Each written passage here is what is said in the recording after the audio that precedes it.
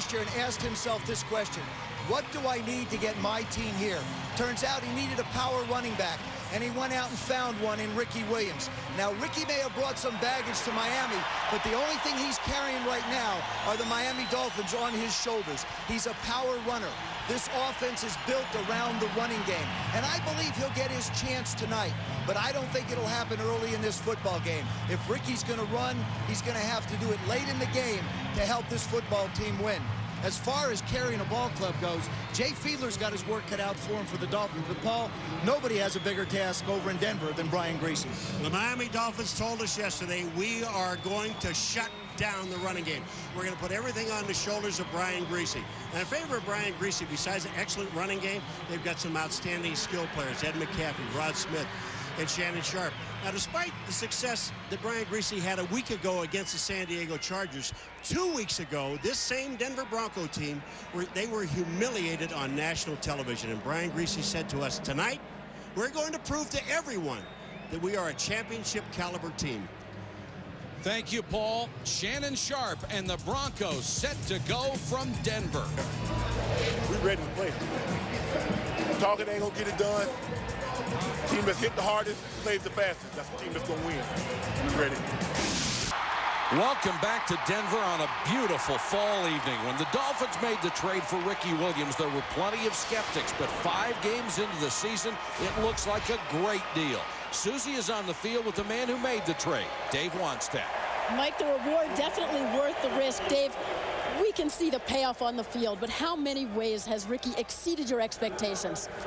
Well, I think the biggest way he has, obviously, is in his production, you know, by giving us an opportunity to be a ball control offense and help our defense and take a little bit of pressure off Jay Fiedler. It seems no matter how well Jay plays, he can't escape the criticism. Why do you think that is? Oh, it's not that way in the locker room, and that's all that really matters as far as these guys going on this field tonight. 2 solid run defenses in this game. Obviously, first priority, stop the run, but how do you get the Broncos off their rhythm? Well, it's going to be tough. I mean, we're going to have to fight for every inch, and we're prepared to do that tonight. Nothing's going to come easy tonight, and that's the mindset that we're going into this thing with. Best of luck. Mike? Thank you, Susie. Wannstedt and his Dolphins will face a sea of orange and the Broncos in the game of the week when we come back.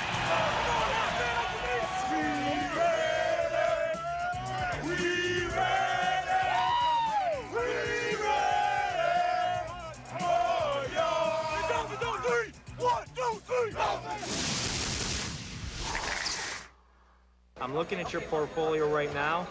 You gotta buy. Yes, time for picking, time for buying. To a super strong buy. I think you should buy. I think you should buy it. It's a buy. Buy it. Just buy. It's a no-brainer. I'd sell. Did I say sell? No, I meant buy, yes! There's never been a better time for Schwab Equity Ratings, a way to help you decide what to sell as well as buy. A through F ratings on 3,000 stocks, not influenced by investment banking. To learn more, call 1-800-9-SCHWAB. ESPN welcomes you to the following presentation of the National Football League.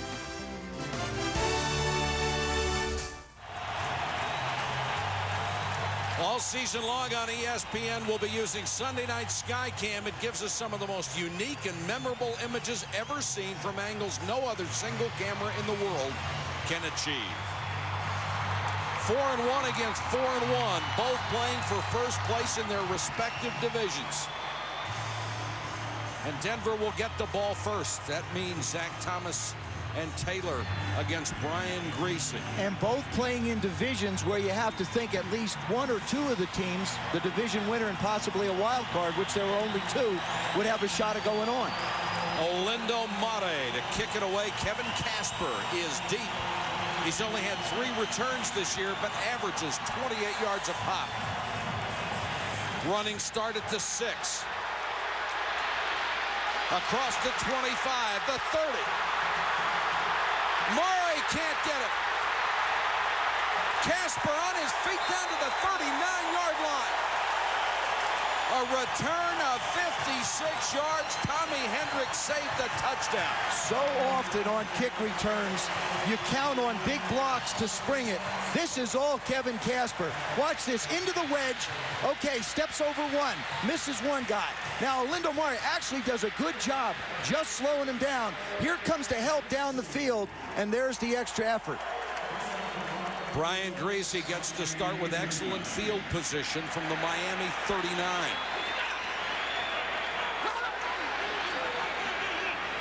Two tight ends, Clinton Portis, the rookie out of Miami, is his running back. And Griese to throw on first down. Portis out of the backfield. Zach Thomas around the ankles, but it's a gain of 9. What you just saw was Brian Griese throw the football. I believe that's what he's going to have to do tonight. And he's going to go up against two of the best corners in football, Patrick Surtain and Sam Madison. He has weapons. He has Rod Smith. He has Ed McCaffrey. These are the guys who are going to have to beat those corners. Second and a short yard.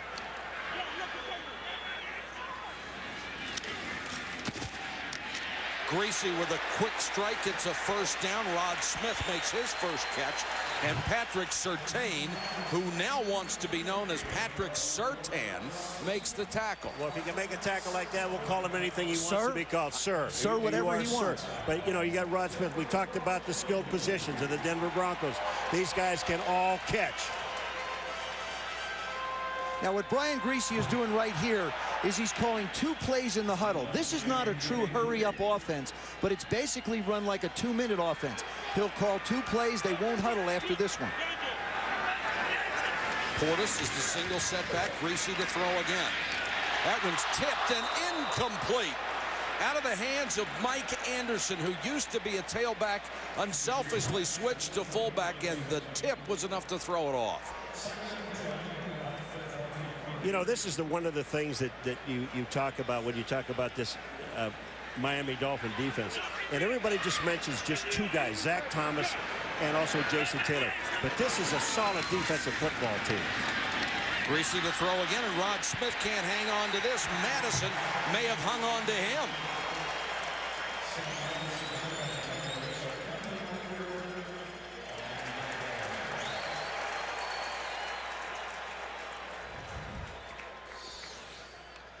Sam Madison in the slot playing number 80. You see him on Rod Smith just hanging on. I don't know.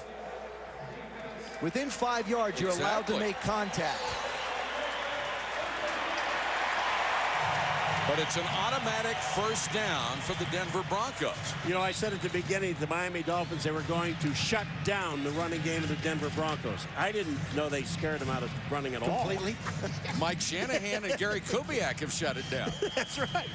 Gary Kubiak has done a wonderful job. Been around Mike Shanahan for 17 years, 8 as a player. Been on his staff for 9 years. Really calls this offense. First and 10 Broncos at the Miami 18. Portis finally gets a carry. And that's one reason they may have come out throwing, is that Miami swarms him, led by Moreland Greenwood.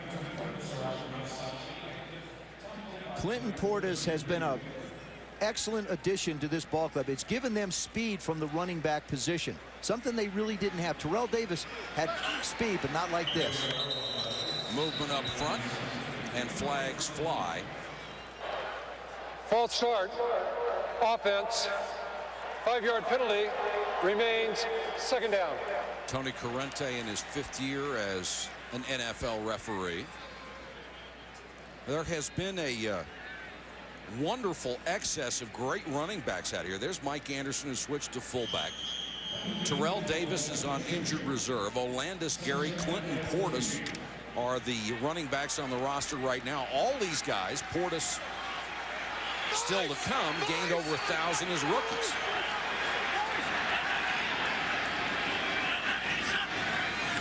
Four wide receivers for Brian Griese, and this one's batted down at the line too.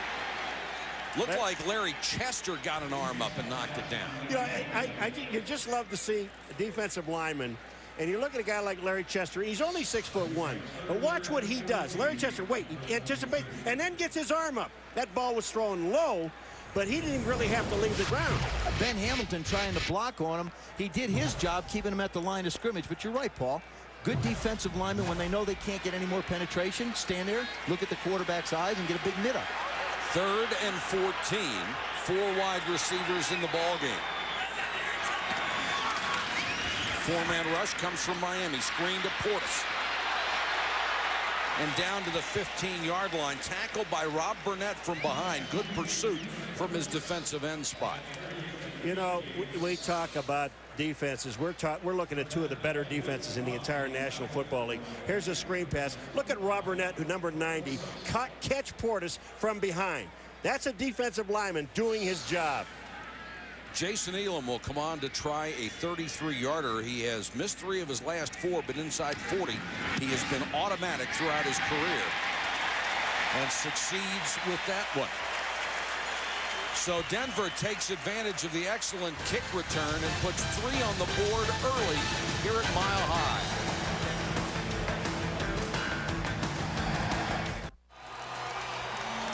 Five of the 6 plays on that short scoring drive were passes. As Denver came out throwing, they get a field goal from Jason Elam, who is set to kick off to Travis Minor. Minor from the 1. Had a seam up the middle. It closed quickly as he gets to the 29. Ricky Williams gains his yardage between the tackles and basically up the middle. And when you go up the middle, I believe you got to go through 2 different tiers. The first tier is Chester McLaughlin. I mean, his job, he told us, I got to stop the run. And the other one is Wilson, Al Wilson. And these guys, he's the middle linebacker. And, man, I'm going to tell you something. Wilson has got great speed. But I still think Ricky is going to have a big night. Comes in number 2 in the NFL in rushing. 565 yards through 5 games. Out of the eye. Williams on first down. Lowers his shoulder and pounds his way across the 35. Gains 6, maybe 7 on the carry. Remember, Ricky Williams carried 36 times last week for only 105 yards, and he's got a nice compliment with Rob Conrad up front. Chris Chambers could well be the next budding superstar at the wide receiver position.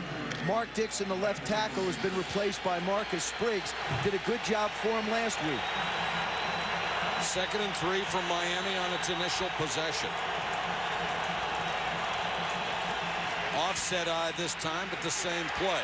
Ricky hitting the backfield and drop. Lionel Dalton, the free agent from Baltimore, who alternated with Adams and Siragusa in that big front a year ago. Well, here's the pit. You got the 2 big guys that are in the middle, Lionel Dalton and Chester McLaughlin. You've got to be able to block these guys at the line of scrimmage and contain them. If you don't, this is what happens. That's a lot to contain. They got one, but not the other. You got to get a big container. 3rd and 3 for Jay Fiedler.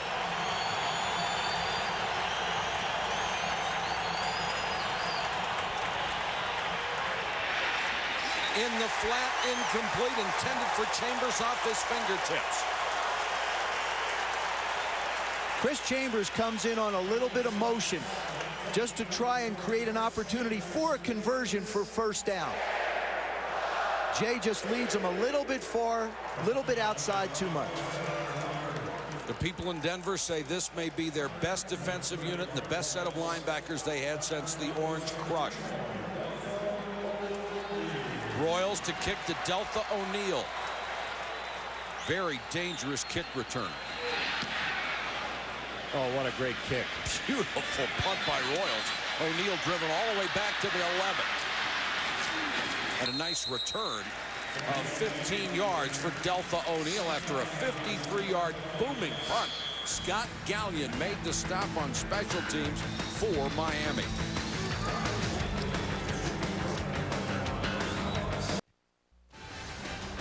ESPN Sunday Night Football is brought to you by Visa. It's everywhere NFL fans want to be.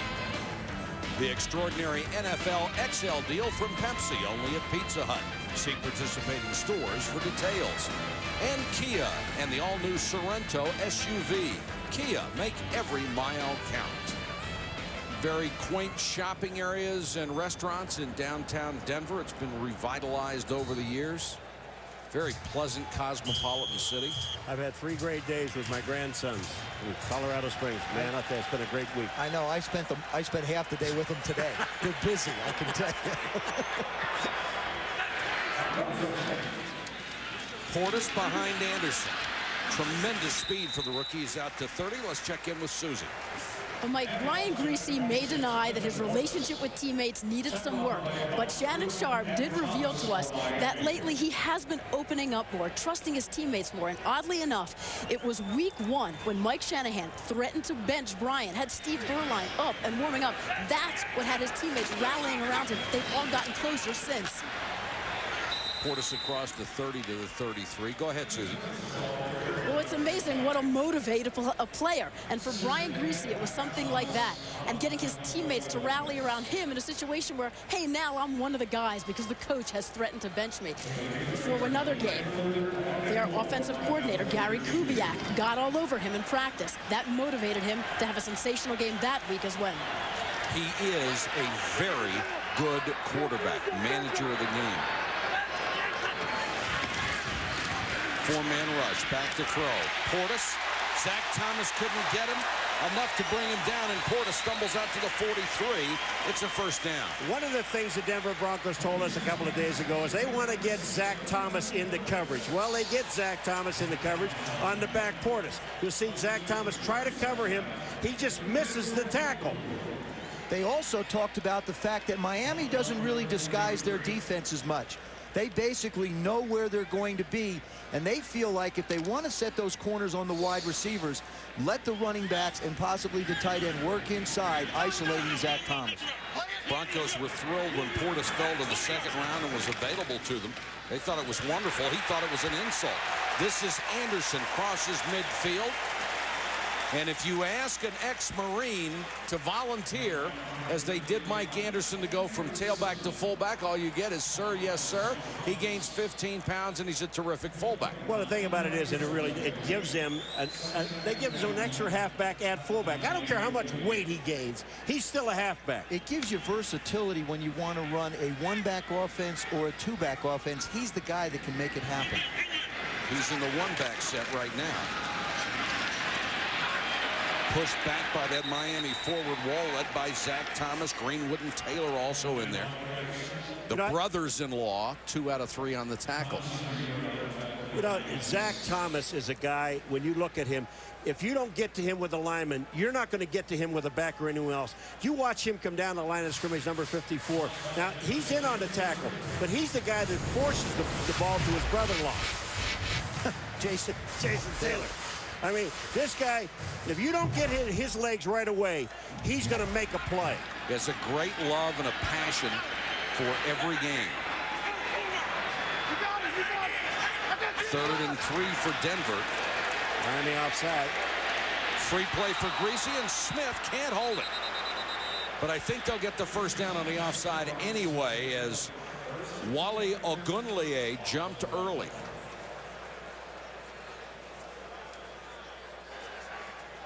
Offside, defense, number 93. 5-yard penalty will result in a first down. In a game like this, when both teams are so evenly matched and they mirror one another, as you referenced it, Mike, a 3rd down offsides that gives the other team a possession is so critical. And you might say, well, it's early in the game. It's only halfway through the 1st quarter. No, it's into Miami territory. It's a critical mistake.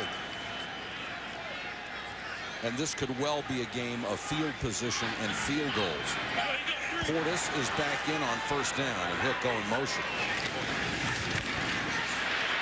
Griese steps up, dumps it underneath. Smith hangs on to this and is down to the 40-yard line. Zach Thomas with his 6th tackle of the 1st quarter. He's going for a record.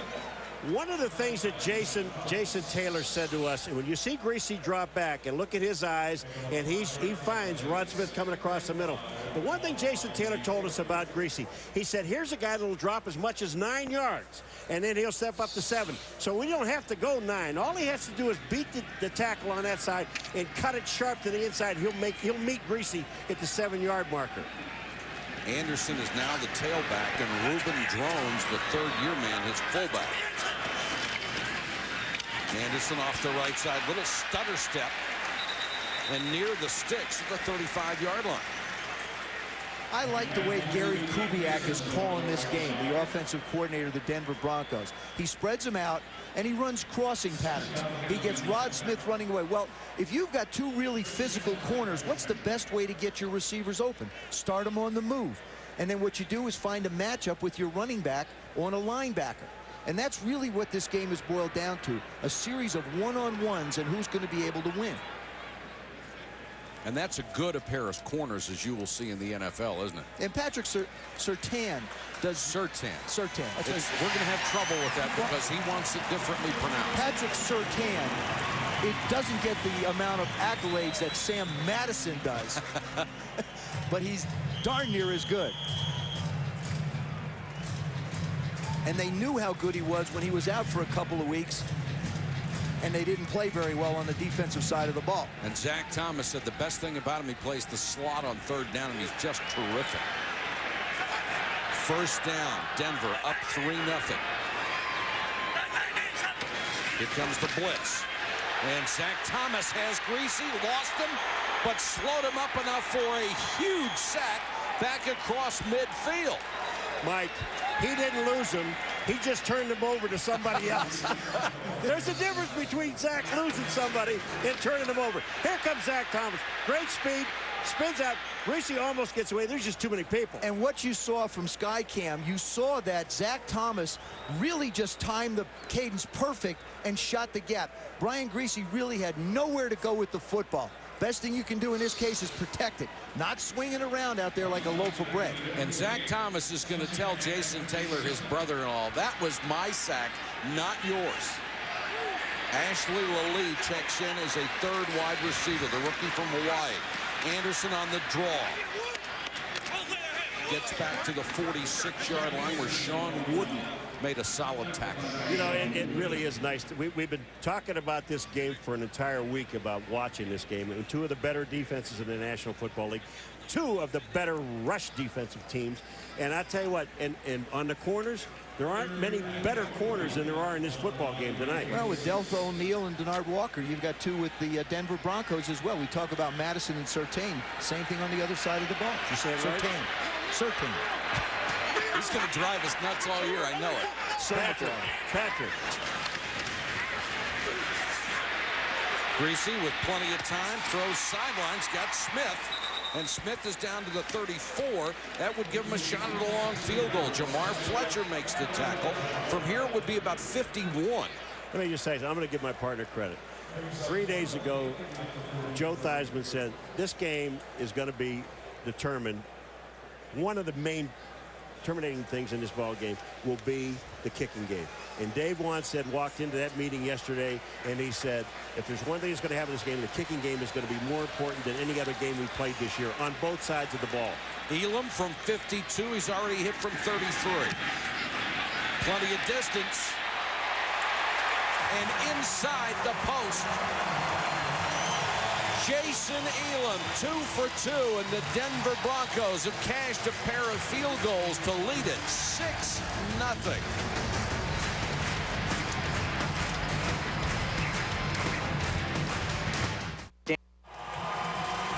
The Broncos, on the strength of 2 Jason Elam field goals, lead Miami 6-0. That was 52 from Elam. See Coach Shanahan going over some plays with Brian. The speedy Travis Minor from the 2. Outside. Elam, the only one back. And Elam at least slowed him up, so he was hit from behind by Willie Middlebrooks, who saved the touchdown. A return of 67 yards. Well, we've seen 2 great returns. What do they say? In tight games, special teams decides it? It's always special teams, because special teams plays a very important part in 2 areas. Obviously scoring with field goals, but also field position. This is an excellent job by the wedge of the Miami Dolphins. And then you see the job. Now, Jason Elam doesn't commit to either side, and he waits for the help of Middlebrook to come in and make the play.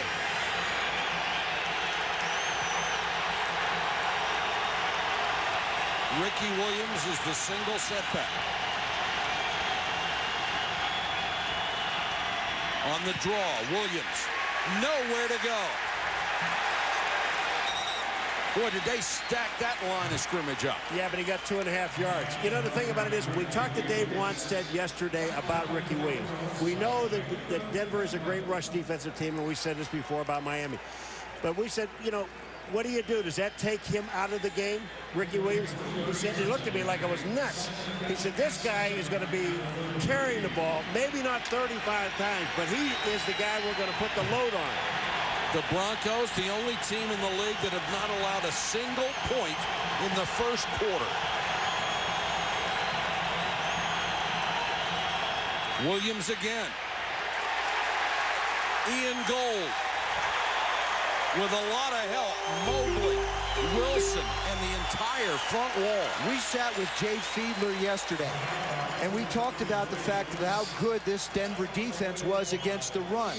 And Jay said they may be good, but they're going to have to prove to us that they can stop Ricky. Well, I think they're doing a pretty good job of it right now. But knowing Norv Turner, the offensive coordinator of the Dolphins, as I think I do, he's running the ball like this for a reason. That's right. I believe he's setting it up for some plays a little bit later in the game. And you saw Denver allows only 3.2 a rush. 3rd and 8, passing down for Fiedler. Blitz coming. Fiedler throws too high, incomplete. Off the fingertips of his intended receiver, Arondé Gadsden, and there is a marker down. It will go against Miami, holding on Tim Ruddy, the center. I believe you have to take this penalty to take Orlando Mare out of a possible field goal attempt. I think if you refuse it, you give the Dolphins a chance. But it would be 50 yards. Holding, offense, number 81. This penalty is declined. 4th down. See, I don't agree with that call. I really don't. I think Orlando Mare at this altitude, you factor in the altitude a little bit, right, and the ball will carry. Remember, Jason Elam tied the record for the longest kick in the history of the game, so you know that the ball travels a little bit different up here. Mare's longest this year was 53. This will be from 48 officially.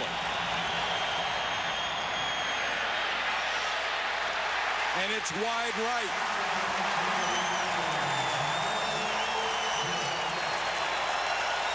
So the decision not to back them up pays off with the missed field goal and good field position. They'll get it at the 33.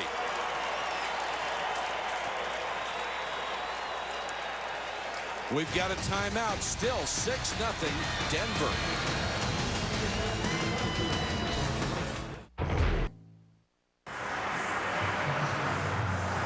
Back in Denver, Invesco Field at Mile High, and it's 6-0 Broncos to the delight of 75,000. Ricky Williams so far has been held to 10 yards on the ground by that tremendous Denver defense.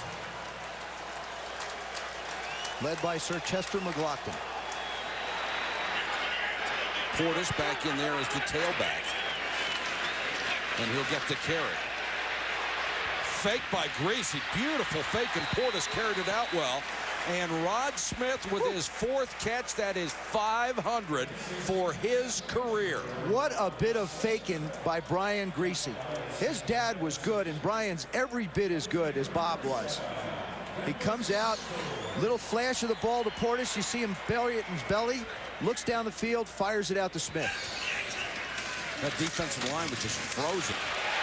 Portis with a tremendous speed, almost broke it, took it down to the 37-yard line. Brock Marion had to make the saving tackle. This is the difference what Portis brings to this football team. He's the guy that likes to run on the edge. He's the guy with the speed. And once he gets to the outside, watch this, he gets on the edge.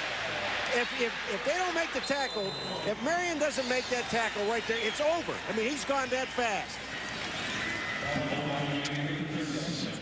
Boy, he's got some tremendous explosion. The only concern he had early in the preseason was he fumbled the ball a bit. Fumbled 3 times against Arizona late in August. Another good fake by Greasy. Plenty of time. Now runs for it and gets out of bounds. at the 32. For more on Portis, here's Susie. Well, you're seeing him in action. How would you feel if you're a dominating college back and you're drafted to a team already stocked with 1,000-yard backs? He was already frustrated. He was taken in the second round, but look at the upside. He said, figured they had a plan for him, make him compete harder, and he certainly doesn't want to end the streak of rookie success, starting with Terrell Davis in 95, 1,000 yards. Then Alandis Gary, Mike Anderson, all great rookie seasons, 1,000 yards apiece. He could be the next. Mike Shanahan has certainly had a brilliant eye for tailback talent. Portis this time, maybe a yard down to the 31. If I were Portis saying, you just ran me, and I ran about 25 yards, and you ran me again. Don't spread me out and come in motion and take, and I'm winning by the time I get back to you. They're probably going to let this go down to the quarter and switch sides, which they do. Nice coaching move, Joe. An impressive first quarter it has been for the Denver Broncos. They have managed the game very well offensively and defensively. They have stopped the initial thing Miami tried to do, and that's run the ball with Ricky Williams. That's the end of the first quarter. 2 field goals have it a 6-0 lead.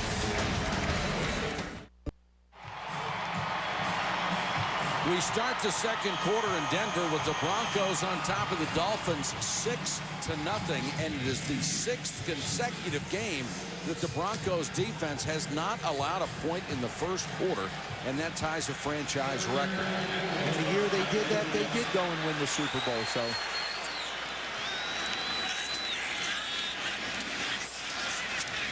Greasy, short set, out in the flat. Rod Smith with his 5th catch of the night. Undrafted out of college, Rod Smith has become a Pro Bowler. And he catches it in a lot of different ways. Of course, he had 496 coming in. There's a little angle in, reaches back, snags it, running across the formation, forcing Zach Thomas to make the play. Now a little stationary one on the sidelines. And this one here is 500. Excellent fake by Brian Greasy, getting the ball out to Rod Smith. Back to the ground with Portis. Turns the corner. And there's a flag down. That's going to be holding, I believe, on Ron Smith.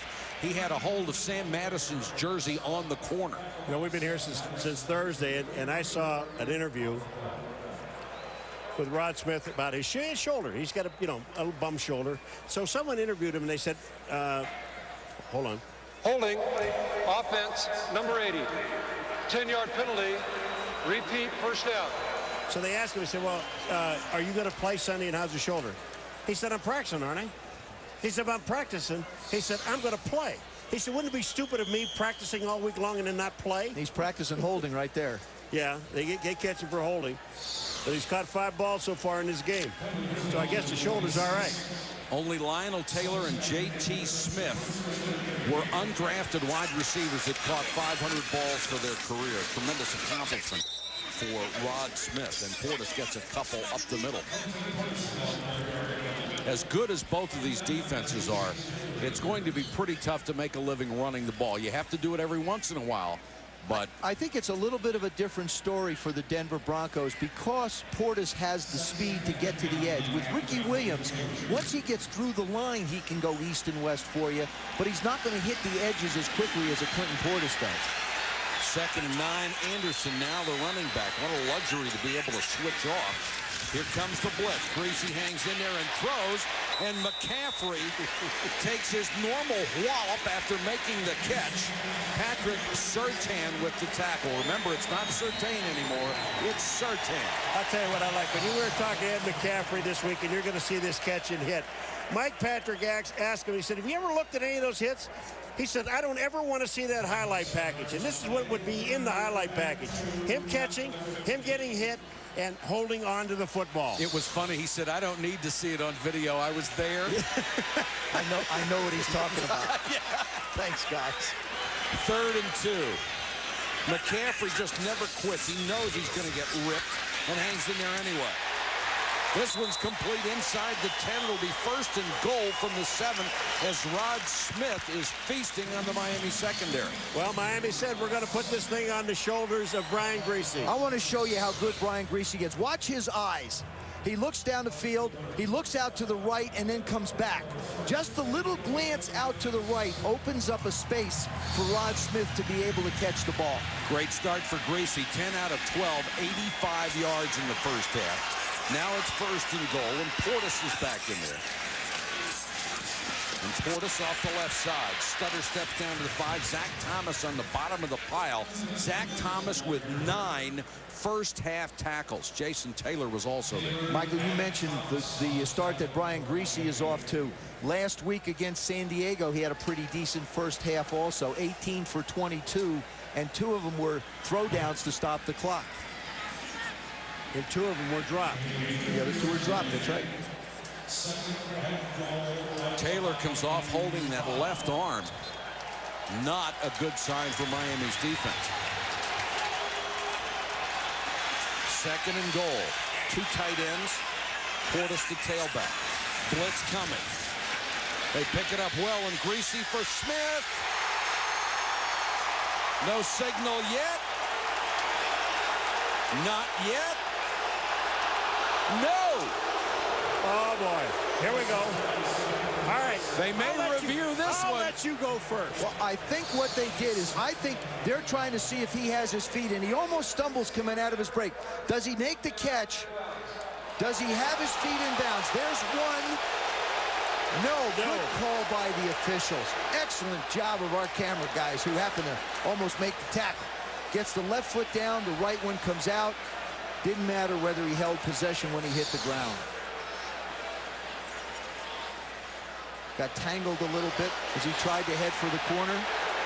The crowd seeing the replay on the jumbo. They threw the flag. They want a replay on this. Now, see you know what the replay is? Being forced out by Sir Patrick. I thought it's a lot easier doing it that way. It is. Oh, that is a really, really copped-out sort of explanation. It's a push out by Sir Patrick. Denver is challenging the ruling on the field of an incomplete pass. Now, this is what they're questioning here. Just take a look. When they catch the ball, the right foot is up in the air. You see it? Now, the right foot comes down out of bounds. There's no question about that. But is he forced out, and could he have gotten it down? I think it's a different story, Paul, with regard to that rule. This one here, his momentum is carrying him out of bounds. Surtain's momentum is just carrying him behind him. If you are going up and down to make a catch on the sidelines and you get knocked out of bounds, then you could say that the defender pushed you out and possibly a catch. There is no way they're going to say that he was pushed out on this one. No, and that last replay that we just saw was the best one of all of them because it shows his hands. You can vote right now. Log on to ESPN.com or NFL.com. Click on the ETV logo. We'll tell you about the vote a little bit later. Remember, it has to be indisputable evidence to overturn the call on the field. The call on the field was out of bounds. And you look at Dave Wannstedt in the top left-hand part of your corner. What a job he has done putting this ball club together. Getting the right kind of coaches, getting the right kind of players. Surtain just giving a push. You'll notice his left foot is down, his right foot is well out of bounds. I think if Rod Smith hadn't stumbled. Therefore, the ruling is incomplete pass. Denver will be charged with the timeout. Exactly, Joe. I think if he hadn't stumbled coming out of his break, he'd have been able to gather himself enough to get the feet down. I was impressed with the placement of the ball, though, by Brian Griese. Beautiful. He's throwing it exceptionally well. And now, whatever happens at the end of this drive, the onus is going to be placed on Jay Fiedler to start matching him. It will be 3rd and goal. Denver already up 6-0. Spot the ball at the 5. This is where Dwayne Carswell, number 89, Patrick Cape, tight end, 86. Down here is where you want to work. You work against the Zach Thomas. Not a big guy in the middle, not necessarily known for his pass coverage. Shannon Sharp is in the game, number 84. Jason Taylor is back. Empty backfield for Griese. Blitz coming. Over the middle, incomplete, intended for Carswell, the tight end, and Arturo Freeman was right there with him. Miami rarely blitzes, except for tonight. Well, they're only averaging 6 blitzes a game in their first 5 games, but take a look at Zach. When all Zach knew is, I can't get to him, I got to jump up. Look, get in his face where he can't see. He does that. That ball's thrown just a little bit wide. He did his job. That's right. And now Elam will come on to try to make it 3 for 3. He's already hit from 33 and 52. This is 23 yards. High snap, they got it down. And Jason Elam knocks it through. So Denver almost had the touchdown. They have to settle for 3, but they're up 9-0.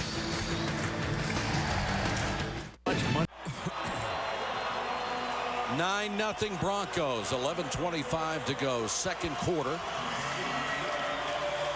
They've had 3 field goals from the offense of Mike Shanahan and Gary Kubiak. That drive went 57 yards, took nearly 6 minutes off the clock, but they couldn't get a touchdown. That's a good thing for the Miami Dolphins. They've only given up 9 points. Miami has not had a kickoff return for a touchdown in 210 games, the second longest streak in the NFL. Minor gets this one back to the 24. Ricky Williams so far, 4 carries, a mere 10 yards for that Dolphin offense.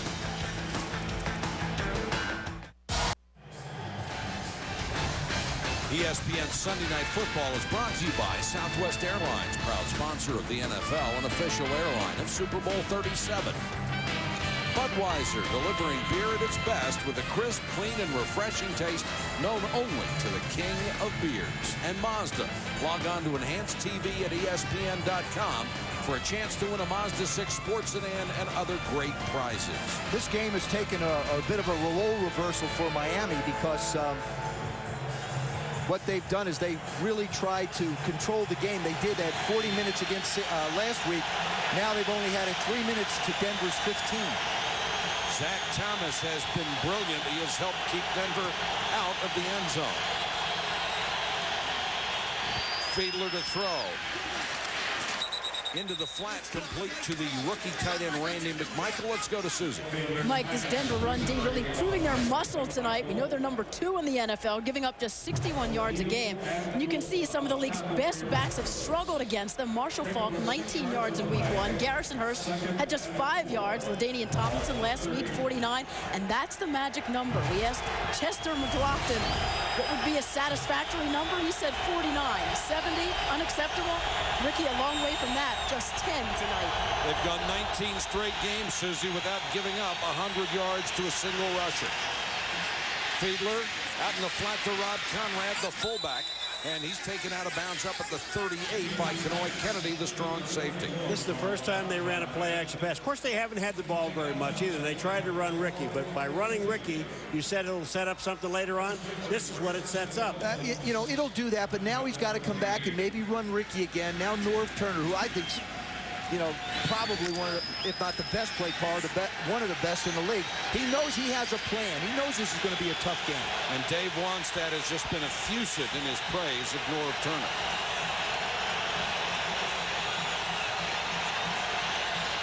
Out of the eye, play action again.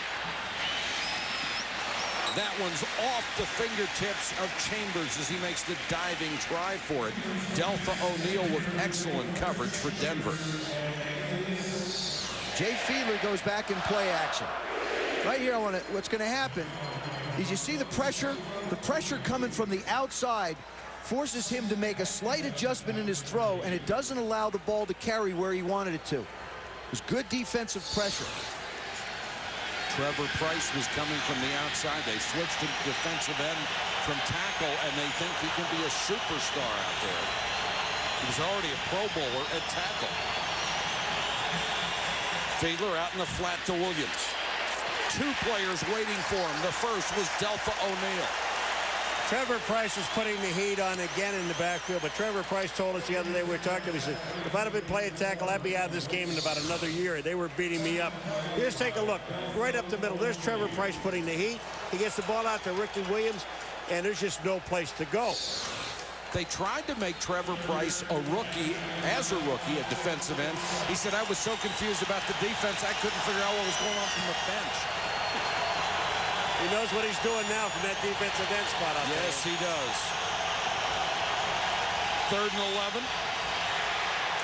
Pressure coming on Fiedler, hangs in there and completes it to the 45-yard line. Nice catch by Desmond Clark, the former Denver Bronco, who is a very talented tight end. But this play was made by Robert Edwards. Excuse me, Mike. This play was made by Robert Edwards, number 47, the back. He comes all the way across the formation. All the way across the formation to pick up the blitzing defensive back, allowing Jay to step up and make the play. It was Tyrone Poole that came off the corner, and Robert Edwards, and it's so great to see him back in football, making a heck of a block. Price was downfield on a zone blitz. He dropped back in coverage. Play action by Fiedler again. Complete again. Aronde Gadsden inside the 20 to the 16-yard line. Boy, I'll tell you, it just... Every single game we do, it makes a difference when you have time to throw the football. And Jay Fiedler, he's never going to be a great quarterback. I disagree. I said 3 greats, didn't I? 3 greats. 2 greats he may be, not 3. But just take a look at the pass protection. He's got time to throw the ball. He steps up, Rodney Gadsden across the field. Just, I mean, that's just outstanding. Gadsden does a nice job of just settling in the hole, then a good job of running with the ball after he catches it.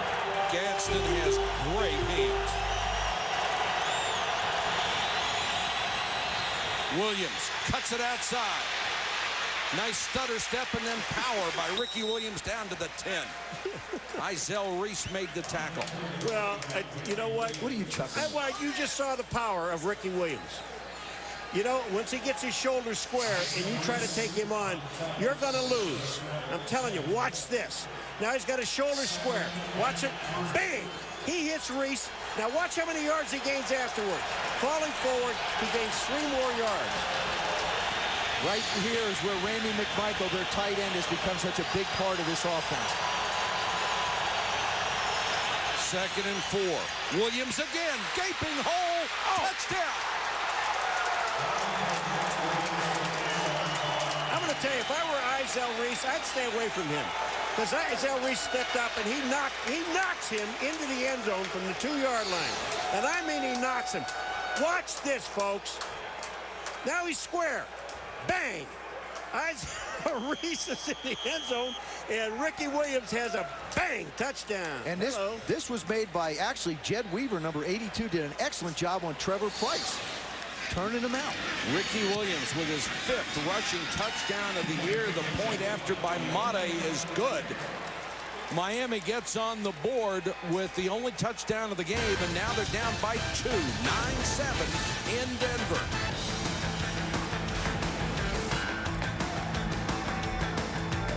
On an all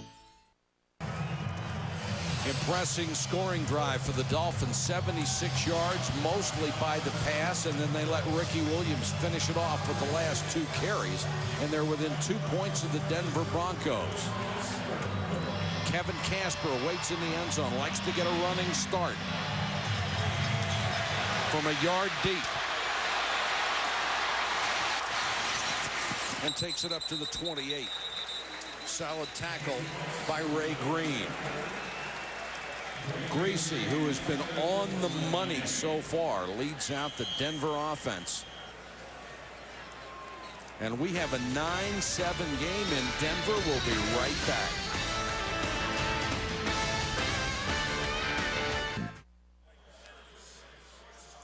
Welcome back to Invesco Field at Mile High. 7:06 to go. 2nd quarter of play. Broncos have seen their lead cut to 2. Sooner or later, I think the Broncos have got to try and get down the field with a big one. Another great fake by Greasy, and he hits another one to Rod Smith. This one 16 yards. Brian Greasy going down the rush, Joe. Well, it shows his athletic ability. He's not necessarily going to take off and run for 200 or 300 yards, but he's going to make plays with his legs so that he has opportunities to get the ball down the field. Rod Smith already 7 catches, 67 yards. Blitz coming. Anderson on a little swing. Smith in front. Good block by Smith. Anderson, 10, 5, 2.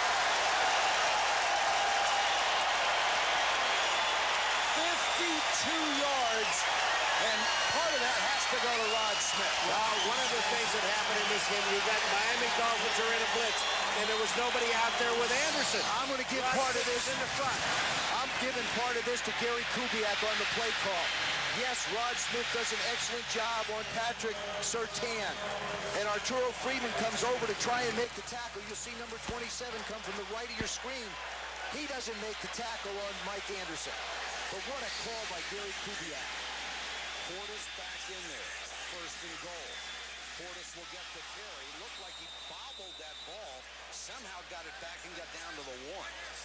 As I mentioned, he had fumbled 3 times against Arizona in preseason, and it's the one thing that Mike Shanahan was concerned with, but he said it's something we're going to have to live with because he has such great speed to the outside. Let's go back to the play before where the blitz was on. And one of the things that when Dave Wong said, we asked about, you only blitzed 6 times, or he told us only 6 times a game in the first 5 games, they didn't have to. Tonight they think they do have to, and it's getting them in trouble. Anderson. He fumbled the ball. And Miami says they have it. Denver says they have it. There's more fight will be going on at the bottom of the pile. There's 4 Miami guys saying they have it, and Shannon Sharp for Denver, and he's walking away. And Miami got it. You know, to the credit of the officials, one of the things that happens when Anderson goes in there, Mike, they don't blow the whistle. They can't. There's such a huge pileup in the middle. Here comes the ball. Jason Taylor knocks the ball out. What a great effort by Taylor. He knew he couldn't make the tackle, but got a hand out on the ball. Back-to-back runs down on the goal line. The Denver Broncos put the ball on the ground.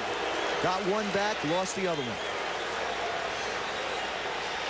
Jason Taylor with maximum effort on every play, and Mike Anderson thought he had a touchdown.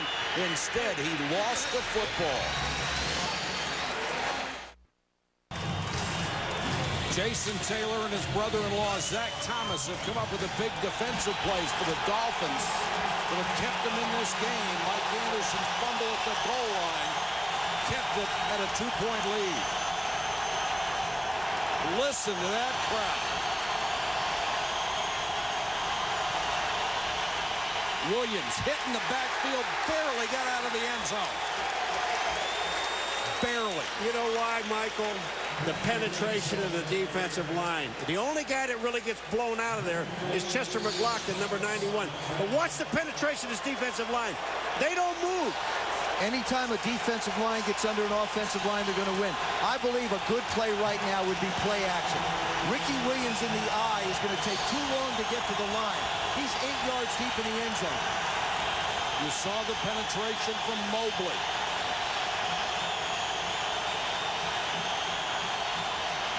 Fake by Fiedler. Under pressure, throws on the run, and it's caught by McMichael. What a throw by Fiedler, and what a call by Theismann. Yeah, it wasn't me, that's Norv Turner. You could see by the depth of Ricky Williams that the penetration of the defense was going to be too much. The best pass protection you have is through play action. Little fake causes the linebackers to come up.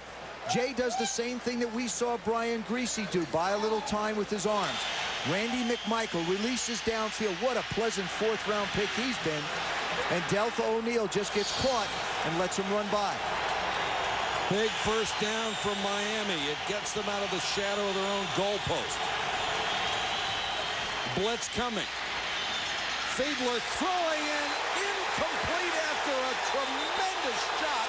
And a flag is down as Kenoy Kennedy leveled Chambers.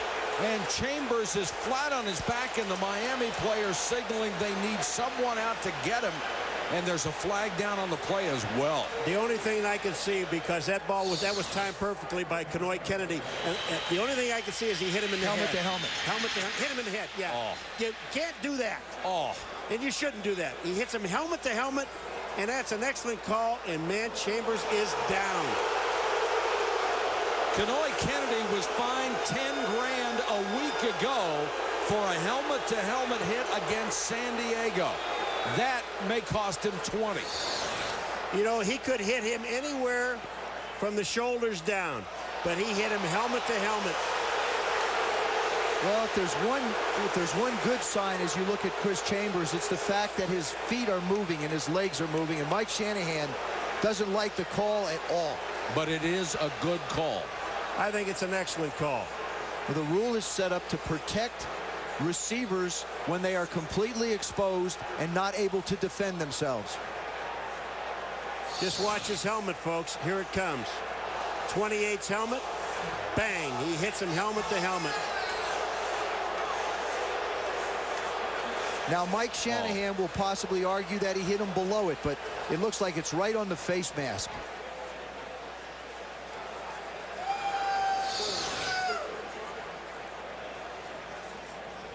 Let's remind you the Monday Night Countdown at 7:30 on ESPN is the best place to get ready for Monday Night Football. Then on ABC at 9, it is the Monday Night game.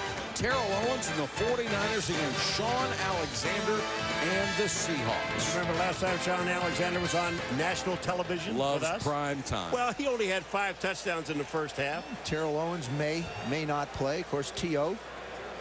Joe knows him as T.O.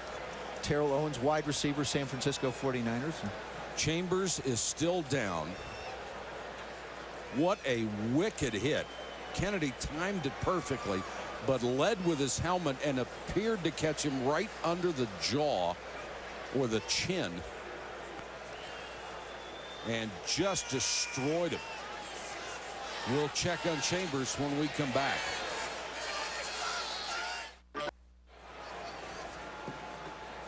.340 to go first half. Denver by 2, still attending to Chris Chambers, the second-year wide receiver out of Wisconsin, who took an incredible shot to the face, it appeared. You see the fact that he's moving his legs could hopefully mean that he has feelings everywhere. But it's telling you is he's in a lot of pain. In his second year, Chris Chambers has really started to emerge. Had 23 catches coming into tonight's game, couple of touchdowns. Had only 48 last year, but averaged 18.4 yards a catch. Well, they're showing this replay on the big screen here, right, and it is a big screen, and the people are still booing. That's not the rule. What the NFL has tried to do, and rightfully so, is prevent players from leading with their helmet, because they can get hurt and the people they hit can get hurt. If you lead with your helmet, you're taking a chance of really injuring somebody. Well, if you look at that big face mask that's on these helmets today, and that thing is a weapon. It is a weapon. It's a tough call for coaches, because you want your defensive backs to separate receivers from the ball with big hits. You don't want to throw your shoulder in, because you could blow his shoulder out. Guys have led with it. Chuck Cecil basically wound up being run out of the game because that's the way he tackled. Chambers is up, able to walk off under his own power, and now we've got Miami players coming out challenging some of the Denver defensive players after that hit. And Chambers very gingerly going to the sideline. What the officials in this game really have to do is now grab control of this baby, because you've got two teams that are really physical. One thing that you said we were in break in the middle of the first quarter, these guys are really hitting each other, both offensively and defensively. They're not only physical, Paul, both of them are mad at one another right now.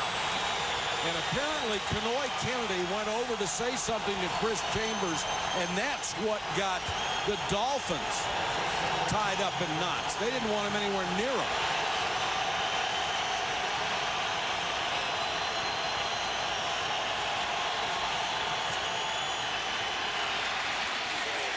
Fiedler throws. Gadsden makes the catch, taken down at midfield. We've talked about Norv Turner and the job that he did as an offensive coordinator, but Ray Rhodes, the defensive coordinator of the Denver Broncos, has built this thing into something really special. Ray Rhodes is a very aggressive play caller on the defensive side, as Norv Turner is on the offensive side. Isn't that a great way to shut a crowd up? Just make an 8-yard game. Just a little play action pass. Not for long. Didn't shut him up for long. Second and 2. Ricky Williams hit in the backfield, spun down by John Mobley. Mobley moved to the strong side this year when Bill Romanowski left. It gives them 3 incredibly fast linebackers. Well, you know, one of the things you keep asking, you're looking at this, folks, and you're saying, why do they keep running him up the middle? Because I'll tell you why.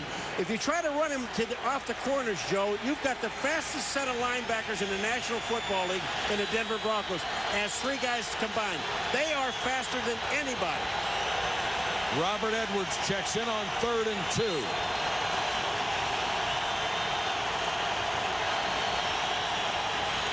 Edwards will get the carry. Mobley again, but second effort and power by Edwards appeared to get him past the sticks. I think he might be a little short. He's got to get the ball to the 48-yard line. If he touches that marker, he's got it. Well, Paul? Well, let me just see. Give me come on there, Karnak. Hold on, we got him on the hand. Get him out of the way. Spread out, boys. You see our yellow 1st and 10 He's going to line? miss it by about 2 inches. Now, just think about what you would do here on 4th down, Coach O. I will tell you right now, if he's short, I will punt it. He is short. I'm telling you, he's short. Made it by 2 inches. First down. You don't miss him very Meanwhile, often. Chris Chambers is on the cart and being taken to the locker room. I don't think Chris has any idea where he is. You know, he seems to be a little bit more aware than you normally would. Chris Chambers, a big part of this offense. They're going to miss him if he doesn't get a chance to get back. 2 minutes to go, first half. Mike Patrick, Joe Theismann, Paul McGuire, Susie Culber, our entire ESPN crew from Invesco Field at Mile High in Denver. Miami has driven the ball 51 yards on this drive to reach the 48-yard line, and Ricky Williams has been held to 3.3 yards a carry. He came in averaging 4.8. James McKnight is in the game, and he's got a lot of speed playing for Chris Chambers, number 80 at the top of your screen. 1st and 10. Williams, Trevor Price with the stop, a gain of 2. Let's go to Susie. Mike, head trainer Kevin O'Neill told me that the good news is Chris Chambers was not knocked unconscious, but obviously very shaken. They took him into the locker room to check him out. He said his return extremely doubtful. Mike. And Susie, we just got the initial report up here that he probably has a concussion. He is very fortunate that he does not have a fractured jaw as well. 2nd and 8 for Miami, Denver 46. Price puts the pressure on screen to Williams. Got a block and then turns on the burners down to the 30. Ricky Williams is not the runner you saw in New Orleans. He's about 20 pounds lighter, and he can run like he did at Texas when he won the Heisman. You know, Joe, and this is the first time in this entire ball game that they faked to Ricky and threw him a pass, but it is on a screen. And watch it. See how patient he is to allow his offensive line, Tim Ruddy and Todd Perry, to get out in front, to pick off the linebackers and the defensive linemen, and then he accelerates up the field. If someone would have blocked Al Wilson, it was over. Have you noticed in this game how efficient Jay Fiedler and Brian Griese have been so far? They have managed this game beautifully, and to me, the worst thing about those two quarterbacks is one of them is not Dan Marino and the other one is not John Elway, and that's something they can't do anything about. But they're making a heck of an effort tonight to lead their football teams to where they want them to go, and that's what they have to get a lot of credit for, both of them. And both of their coaches said, and it's nothing against these guys, that they will never be Elway and Marino. Well, those guys come along about every 30 years. Thank you.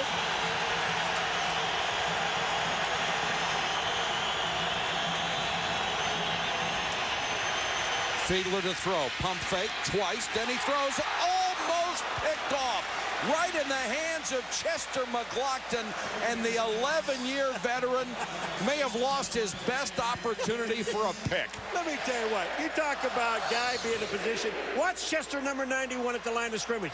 He's not going anywhere. Now he sees Fiedler. He can't get to him. I'll just wait on you. He almost hit him in both hands. That's really something. That's a little mark of Ray Rhodes' style of defenses. He'll let linebackers come and safeties come, and he'll allow those defensive linemen to drop back just far enough to get in the way of passing. 2nd and 10.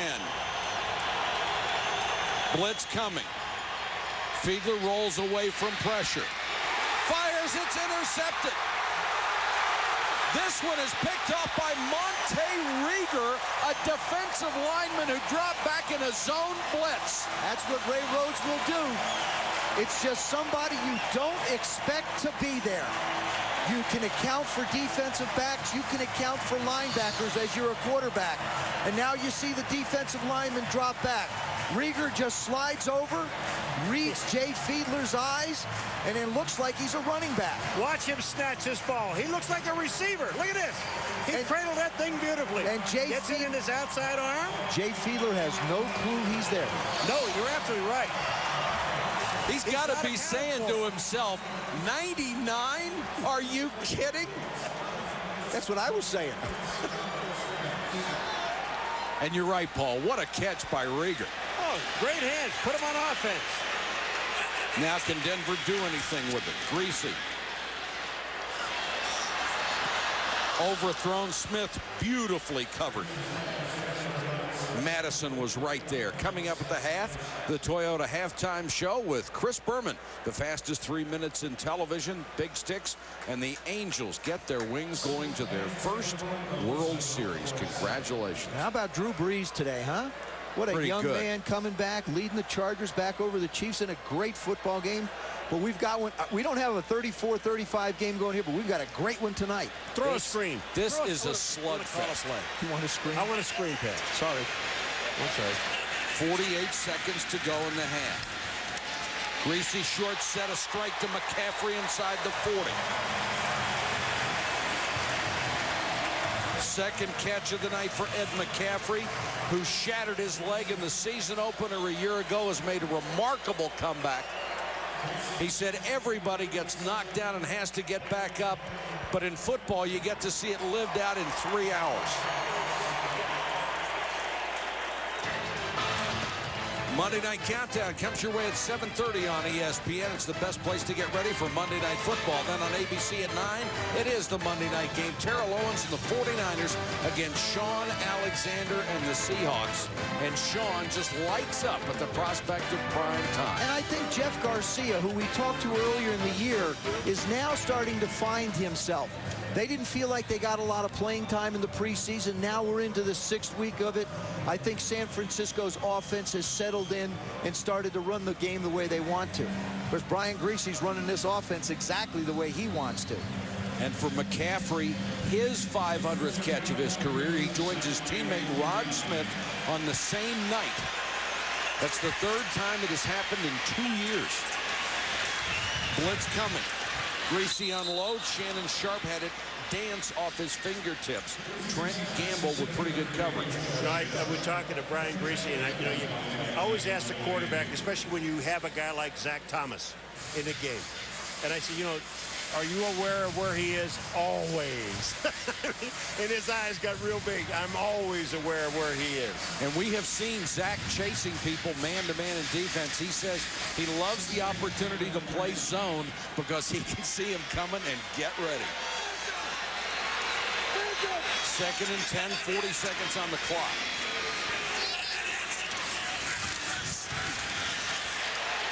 Greasy pressure, look out from behind, hit as he throws. Jason Taylor just is unrelenting in his pass rush. He gets actually thrown to the ground by Ephraim Salaam.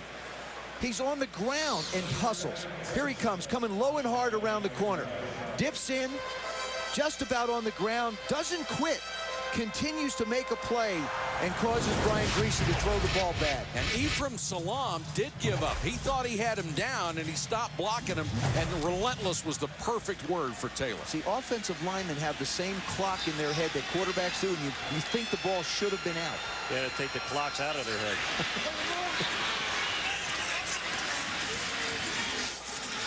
Portis. Now they got a shot at a field goal as they reach just outside the 30-yard line.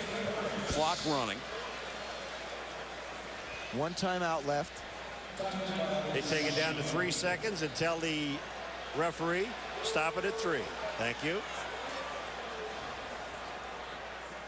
Elam waiting patiently on the sideline as the clock winds down.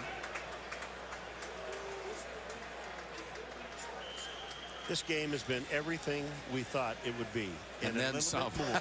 That's right. And more. Elam has been perfect on the night. 23, 33, and 52. He sets up from 48 this time. You know what? The interesting thing is talking to both coaches. We talked to Mike Shanahan on Thursday, or Friday, excuse me, and Dave Wanstead on Saturday. And both guys said the same thing. They wouldn't want to miss this game either. You know, it is going to be one tough football game. And this is the kind of a game we talked about it. Special teams, the kicking game, one big play. We saw the big play by Rondé Gadsden for Miami to put him down position to allow Ricky to run. Neither team running the ball with any great success. It's a sparring match right now. Well, I'm sure both would rather be playing Cincinnati tonight, but boy, that's cruel. Don't want to face these guys. They're both too good. And now Miami will use a timeout. That was cruel, Michael. Not unnecessarily. I liked the timing of the timeout that Miami took. Why not? You can't take it in the locker room. Well, but the nice thing is they waited until Denver got all set up. Waited till Jason Elam got over the ball. It looked like they were positioned, getting ready to all of a sudden it's timeout.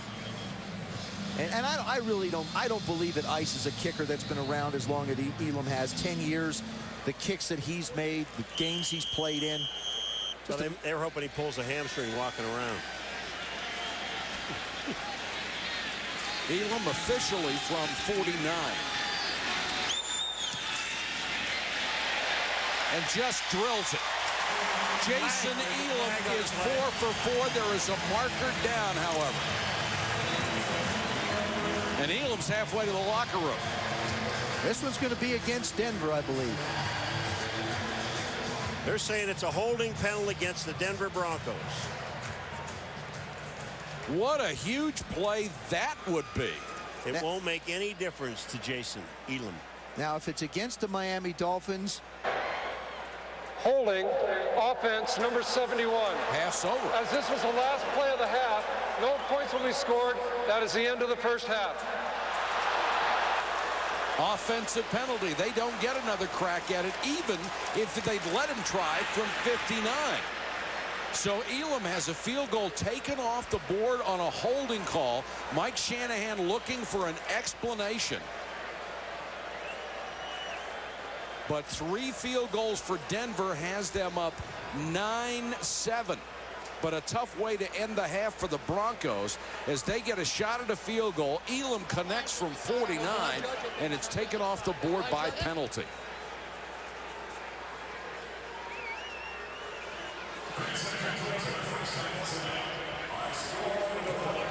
Let's check in with Susie Colbert. Susie. Mike, what's your argument on the play? Oh, there's no argument. Ed McCaffrey got tackled 2 plays before, and I had the wrong official on a post route. Mike, the Dolphins aren't a team that blitzes a lot. You expected 2 coverages. They've been bringing it. What other tricks have you seen? No, they do that quite a bit. They try to keep you off balance. They play, they play a 7-man front, but they will bring their outside linebackers. Very aggressive, very good football team. We just got to execute. Thanks, Mike. Thank you, Susie. Our score here at Invesco Field at Mile High. The Broncos 9, the Dolphins 7. Now let's join Chris Berman for the Toyota halftime show. Okay, Michael, thank you very much. So, pair of 4-1 teams providing us a very good game tonight. Going into this weekend, there was just one team undefeated. That'd be the Oakland Raiders. The St. Louis Rams hadn't won a game. They were starting their 3rd-string quarterback, Mark Bolger. Not Ray Bolger, who was the Scarecrow in The Wizard of Oz. So this one was easy to pick, right? Raiders all over the Rams. That's why they play the games. And so week 6 was featuring Mark Bolger and a guy you know a little better with the Rams, Marshall Faulk. 21-6 Rams over the Raiders, then Faulk. Vintage Marshall. He had 158 yards rushing, including these spins and moves. And it was the St. Louis Rams, winner for the first time since the NFC title game. 28-13, they lost 10 in a row, including preseason. Trent Green and Tony Gonzalez, Kansas City led by 10 several times, and San Diego. For Drew Brees and rookie Rashae Caldwell, the Chargers had gone to 5-1 as they won 35-34. Brett Favre, to Amon Green. 3 touchdown passes for Favre, who's the 4th ever to get to 300 for his career. Green, 136 yards rushing. Hey, the Super Bowl champs have lost 3 straight. Pack 5-1. They beat the Patriots at Foxborough 28-10. Browns at Fox. And the Buccaneers dusted off. Mike, you're in good hands with Allstott. In the end zone, 17 yards. But this is what you know him for. Allstott, 100-yard game. The Bucs have won 5 straight since opening day to beat the Browns 17-3. With 9 seconds left, Mike Vanderjagt, 38-yard field goal, good. Colts over Baltimore, 22-20. Patrick Ramsey's first start in the NFL, not one he'll look back on fondly. 4 picks by the Saints, 2 of them by Jay Bellamy. And this was a game that Michael Lewis will never forget. The former beer delivery truck man had a kickoff return right here and a punt return for a touchdown. Only the 7th in NFL history ever to do it. Saints 43-27 over the Skins. Steve McNair, like old times, to Eddie George. And the Titans win for the first time since opening day, beating Jacksonville 23-14. Tricky Houston Texans. James Allen, halfback toss to Billy Miller. Texans lead the Bills, but the Cardiac Bills are at it again. Drew Bledsoe, Peerless Price. Buffalo wins in Houston 31-24. Michael Vick, hurt. Doug Sling Johnson, winner. Touchdown to Brian Finner, and the Falcons win at New York over the Giants 17-10. Down 13-0 with 4 minutes to go. Quincy Carter hit once, and on his 25th birthday, D'Antonio Bryant on 4th down. Dallas beats Carolina 14-13. Joey Harrington's Lions led most of the way against the Vikes, but he could not tie the game in the final seconds. Corey Chavis gives the Vikings their first win of the year, 31-24 over Detroit, which leaves only the Cincinnati Bengals, who are now 0-6 for the 5th time in 11 years. Antoine Randall /3 helps the Steelers beat the Bengals 34-7.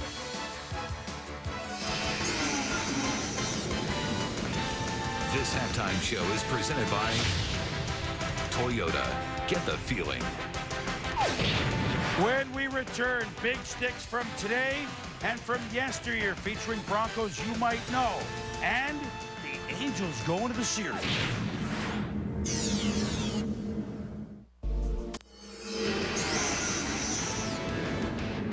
Welcome back to the Toyota Halftime Show with your host, Chris Berman. 9-7 Denver at the half. The Anaheim / California / Los Angeles Angels had rarely been in the postseason, and up until 2 weeks ago, they never won a postseason series. But now they're headed to the World Series. How about that? Game 5 in Anaheim, down 2-0. Adam Kennedy, one of the guys came over in the Jim Edmonds trade, hits his first home run. Bottom 5, 3-1 Twins. Nope, Joe Mays serves it up. Adam Kennedy hitting with great vigor. Ich bin ein Anaheimer. Home run, it's now a 3-2 Twins lead. But the Angels lowered the boom with a 10-run 7th inning, including Kennedy's 3rd home run of the game. He had 4 postseason homers, and he only had 7 during the regular season. And when Tom Prince pops up against Troy Percival, the Anaheim Angels had beat the Twins 4-1, and the Anaheim Angels, behind the slugging of Adam Kennedy, are headed to the big dance. Fouled it off and looked down, and Renicky wiped it off, told me to get after it, and took a couple bad swings the first couple pitches after that, and then Santana left one over the plate, and I got it. Those guys they just keep playing, and they keep swinging, and goodness gracious, I don't know if I've ever seen an inning like that. We couldn't get anybody out. They were hitting balls through holes, over bullets. You tip your hat to those guys. They're playing the game. They're really getting after it. That 10-run inning ties the postseason record most runs in an inning to 29 Philadelphia A's, the 68 Detroit Tigers. So they won 7 of 9 postseason games against the Yankees and Twins, hitting 17 home runs. Game 1, World Series, Washburn will pitch. Certainly for Anaheim, they'll be at home Saturday night. Who will they play? Cardinals 2 in the first, Andy Bennett so far over Livan Hernandez, bottom of the 6th. Can the Cards tie this thing at 2 games apiece? We shall see. We shall be back.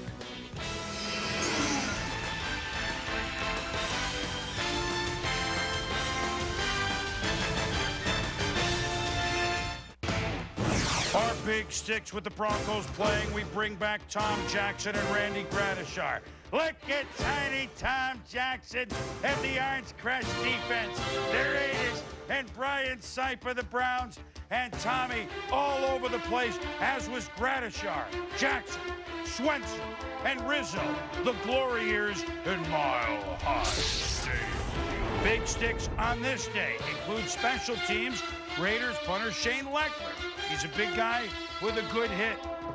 Lucky to Bucky Jones from the Britain, Connecticut for the Patriots lays the lumber on Darian Gordon. And Gary Stills flattens Tamarick Vanover. Good hit for the Chiefs, causing a turnover. Good hit by Patrick Surtain for the Dolphins. Good game. 9-7 Denver at the half.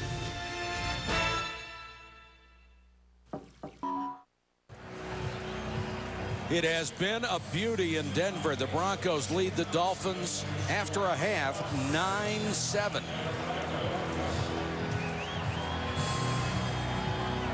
Ricky Williams has been held under control, although he did rip off the biggest run of the night, a 10-yarder for a touchdown. Of course, it could have been 12-7 had there not been holding on the final play of the half by the Broncos as Jason Elam made the field goal. Just what we expected, a good old-fashioned country slugfest. Travis Minor waits Elam's kick. From the 3. Lost his balance and went down to 29. Moments ago, Susie caught up with Dave Wannstedt. Dave, it's that Denver run day. Ricky, 9 carries, 28 yards. But do you see a way to get him on track? Oh, yeah, we're going to be fine with Ricky. We've turned it over once and we missed the field goal. You know, we got to take this thing into the 4th quarter and put the pressure on them. We got to find a way to take it down to the end, and then Ricky will be a factor. Thanks, Dave. Sure. Dave Wannstedt has done quite a job in retooling this roster and getting what he felt were the missing parts of the puzzle. Ricky Williams is one of them. Williams dances off the left side, takes a couple of wicked hits. Ian Gold led the charge. Well, this is something we saw the entire first half against Ricky. Ricky Williams getting stuffed by this defense. Look at how they just jam everything in the middle, because they know that's where he likes to run, is between the tackles. He didn't have a chance. The only run he really had is when he broke it off tackle to the outside. Pretty good group of linebackers, huh? Oh, pretty good group of defensive linemen. Yes, sir. Secondary isn't bad either.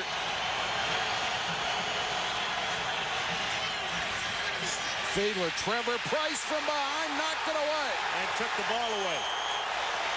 Trevor Price just came in and picked his pocket.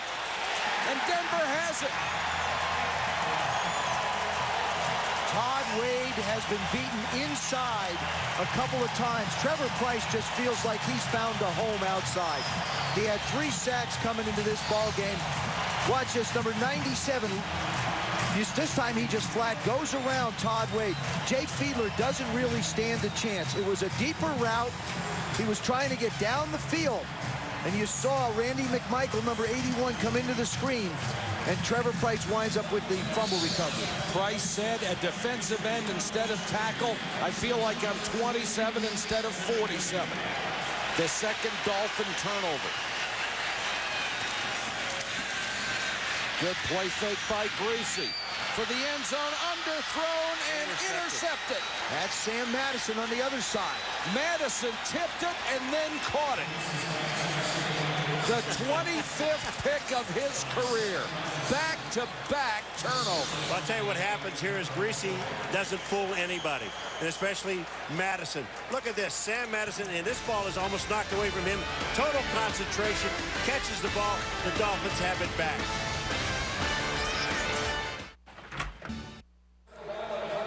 9-7 Broncos. We just had an interception in the end zone, but a huge challenge coming up here because the replays show the ball hit the ground. Sam Madison not in control of it. This should be overturned. And you want to hear a place erupt, you're going to hear it. Well, watch the replay. Watch what the ball does. Sam's bounding it around. Now, remember, he has to have control of the ball. You see it coming out. There it is on the ground right there. And he doesn't manage to have control. And the worst thing that could have happened to the Miami Dolphins was a timeout at that time to allow the Broncos to be able to examine that. Change of possession. There is the time that thing stops. And you know, cast your vote on ESPN.com or NFL.com. The coaches have the advantage of seeing the replays. And he says, oh, yeah, we're going to challenge this one. Right now, both offenses are on the field. Now, Miami doesn't want to acknowledge what has taken place. To overturn it, 75% so far, nearly 9,500 votes. A player must be in control of the ball. It can hit the ground if you're in control, but he didn't appear to be. What they'll have to do now as officials is go back and find the original line of scrimmage for the Denver Broncos and replace the ball. It'll be 2nd and 10 for the Denver Broncos on Miami's 22-yard line. Here we go. After reviewing the play, the Miami defender, the ball slipped through his arms, hit the ground. Therefore, it is incomplete. Denver will retain possession of the ball. 2nd down and 10 at the 22-yard line. 2nd down. I'll tell you, this is one of the reasons why you've got to love replay. Absolutely. But tell you, it can turn a game around, and if it saves the game, that's what it's all about. And here it just shows what replay does for the game of football. And sometimes it's good to be lucky, and on that particular play, Brian Griese was just flat lucky. It was a bad throw, an excellent attempt by Sam Madison. Now he gets another shot. Sam's laughing. You got me. You got me. 2nd and 10. I think they run the football here.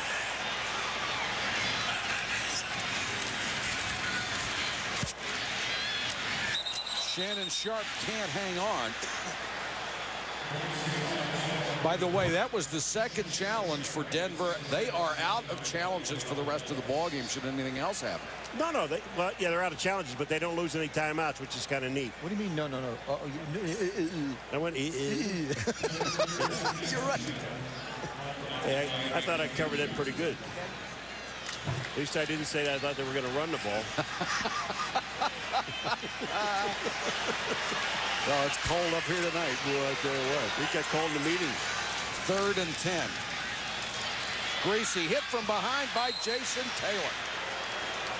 Has Taylor and Zach Thomas, have they played brilliant games? We were talking about it in the first half. Jason Taylor told us yesterday. The one thing about Griese is he sets up at 9 and goes back to 7. Here comes Griese. Watch the steps. 1, 2, 3, 4, 5, 6, 7. He's at 9 yards. He steps up to 7, and Jason Taylor hits him. Does a nice job of coming underneath the block. Take the defender to the depth of the quarterback, then come up underneath. Jason Elam will try from 40. High snap, they got it down, and Elam, who should be 5 for 5, had one taken away on a penalty, is 4 for 4. And because the interception was overturned by the correct use of replay, they get a field goal out of it. ESPN Sunday Night Football is brought to you by Valvoline's Max Life, the first motor oil for higher mileage engines. NBA Live 2003 from EA Sports, it's in the game. And Staples, get back time. Go to Staples. El Chapultepec Restaurant has been a landmark in downtown Denver for over 60 years. Supposedly has the best live jazz in the entire area. Elam to kick to Travis Minor. From the 3.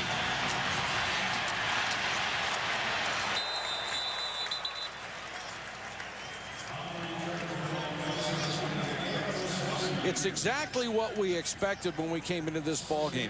These teams couldn't be more alike. They both love to run. They stop the run. You just go on, and here they are, only a few points apart. You know, Joseph, I just want to say one thing. If I were a quarterback, I would love to play in a game like this. This is a game for the quarterbacks because they know that one of them is going to have to win this game. Right, and actually it is going to be on their shoulders. We saw both of them make mistakes in the last drives, respectively, and I believe that on Jay Fiedler, because you're in a hostile environment, more pressure on him.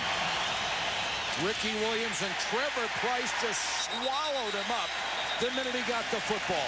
Someone better block Trevor. I'm serious. Someone's got to block Trevor Price because he, first of all, he loves the position he's in. Watch him come down the line of scrimmage. The tight end is trying to block him, and he just meets Ricky in the backfield. That was for a loss of about a half a yard. Price says you just can't believe how much these guys believe in each other this year. There is a tremendous chemistry and atmosphere with the Denver Broncos.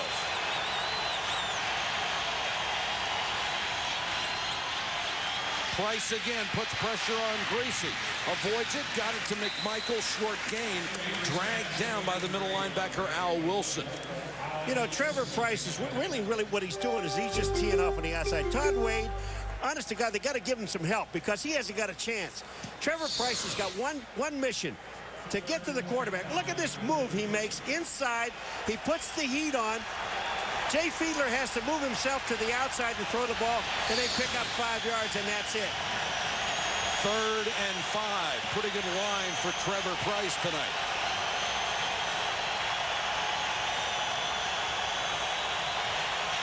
They show blitz and back out of it. Caught, and that will be a first down up to the 40s. Dedrick Ward scrambling for that extra yardage, and somehow Fiedler got that ball in there past Tyrone Poole. What a throw this one was. This gives you an idea of how accurate Jay Fiedler is. Tyrone Poole does not give him much room to be able to throw the ball. He's right there just by raising his hands trying to swat at it. Dedrick Ward manages to make the catch. How about the catch? And that time Todd Wade did a pretty good job on Price. Back to the ground game for Williams. Not much. Monte Rieger, who earlier intercepted a pass, as both teams like to rotate their defensive linemen in and out. We've talked about Trevor Price being moved to the end position. The acquisition of Lionel Dalton has made the big difference for them. Coming over from Baltimore, he plays the tackle inside next to Chester McLaughlin, and that's given him the two big guys inside. And one of the Bronco defenders is down. We'll check on him in a moment.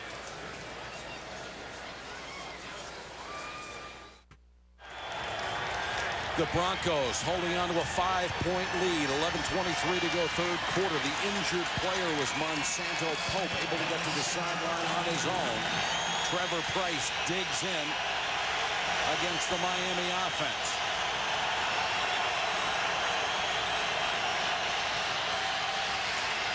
Fiedler on 2nd and 7 to Conrad, and Conrad about a yard shy of a first down.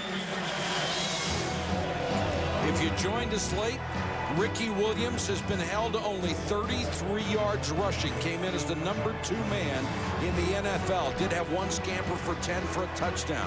Greasy has been very efficient for the Broncos. 167 yards in the air. And now Miami facing a 3rd and 1 from its own 42. Now this is a case where you think you'd want to give the ball to Ricky. I think you're better off running a little play action than trying to get somebody in the flat.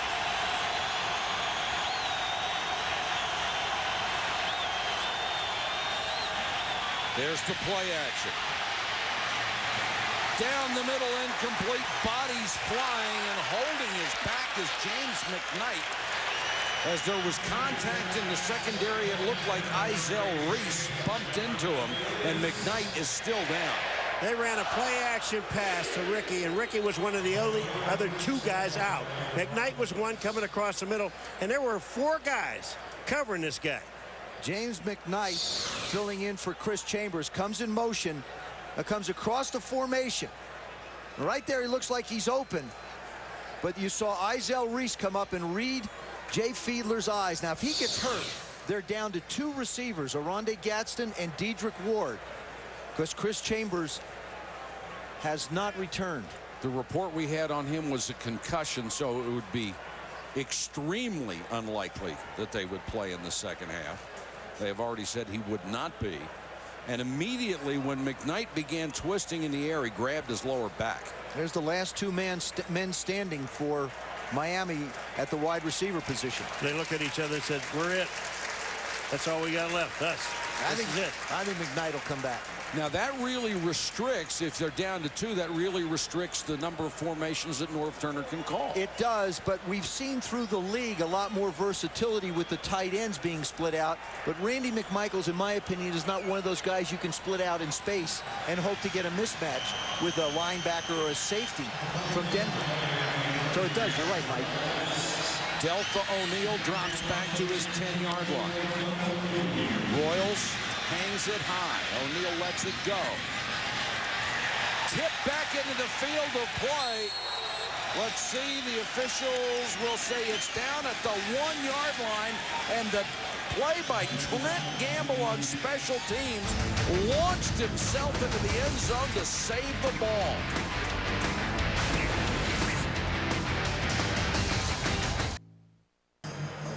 Tremendous ball game from Denver, where the Broncos lead the Dolphins by 5. Denver takes over deep in its own territory. And movement up front. And big Tim Bowens came across, and now contact in the backfield. And Greasy unhappy as the corner Sam Madison kept coming. Well, he knocked the ball out of his hand. That's rude. Sam's always got a smile on his face. Offside. Defense unevaded the quarterback. 5-yard penalty. Remains first down. If Brian Greasy did this, what a place to do it. Well, it's a smart move. Watch his head. See the movement of his head a little bit. He goes on the 3rd count. Tim Bowens can't catch himself from coming across. What you've done is you pick your spots in a game to do that. On 3rd and longs to get yourself in a makeable 3rd down, and also when you need to buy yourself some time coming out of the end zone. How do you slow down 325 pounds and more? Out to the 10 goes Portis, a couple of yards shy of a first down. Brian Greasy has been very efficient throwing the football tonight. You see, under 15 yards, he's thrown 15 passes. Over 15 yards, he's thrown only 3 and not completed any of them. And I believe that this is really by design against this defense because of how good those corners are, Patrick Surtain and Sam Madison. And how good the front 4s are for both clubs, too. 3rd and short. Portis takes a shot. Had to get to the 12, and he's right there. Bowens and Ogunleye. Paul, did he make it? Oh, yeah. First down. This one's easy. I tell you one thing. I see Bowens twice. He's talked to the officials. The umpire said, these guys are holding. Remember what Zach Thomas said to us about their offensive line? They're dirty. He says, they're dirty. I said, what do you mean dirty? He said, they're dirty. They hold. They chop you. They do anything they possibly can.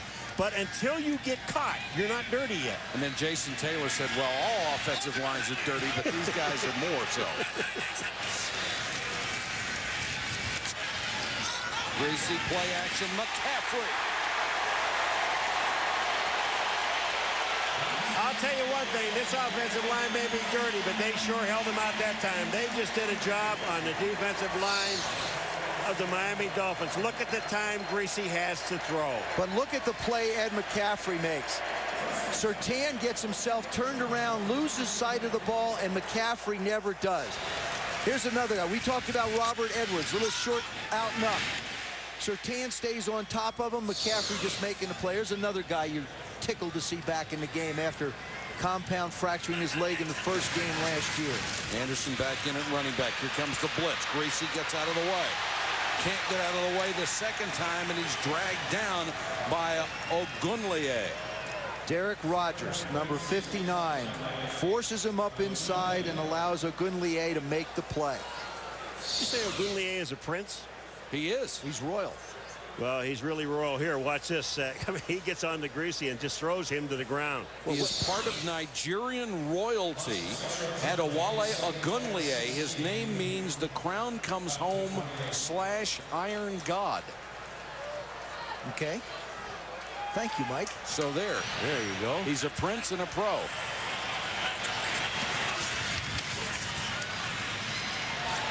Greasy chased by Taylor. Got away. Nayland threw a great block. He got it to Shannon Sharpe across the 30. Well, an escape act, that time by Brian Greasy. Look at Taylor. Now, he can't believe it. No, he can't. He has Greasy in his grasp. I mean, you fight all night long. He already got him once, but you fight all night long to do this, to get to the quarterback, and you get your hand on him. Now, you got your other hand on him. What he was trying to do was strip the ball. And Greasy had enough strength to pull himself, to stop and pull himself back to the left. Jason Taylor goes on the ground.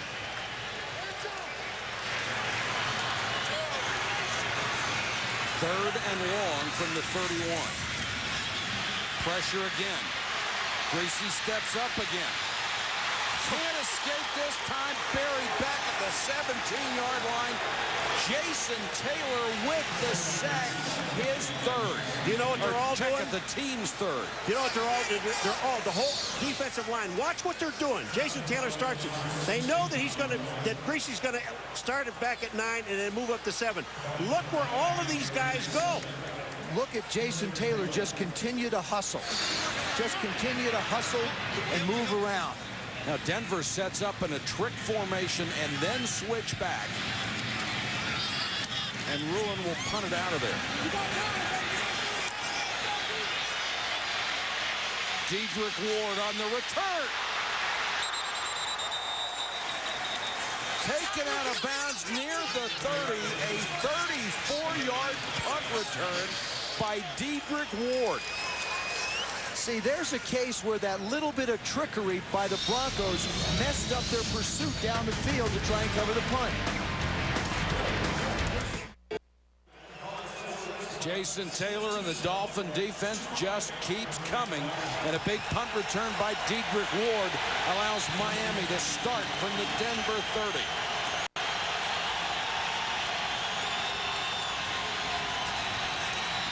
Fiedler short set, knocked down and almost picked by John Mobley.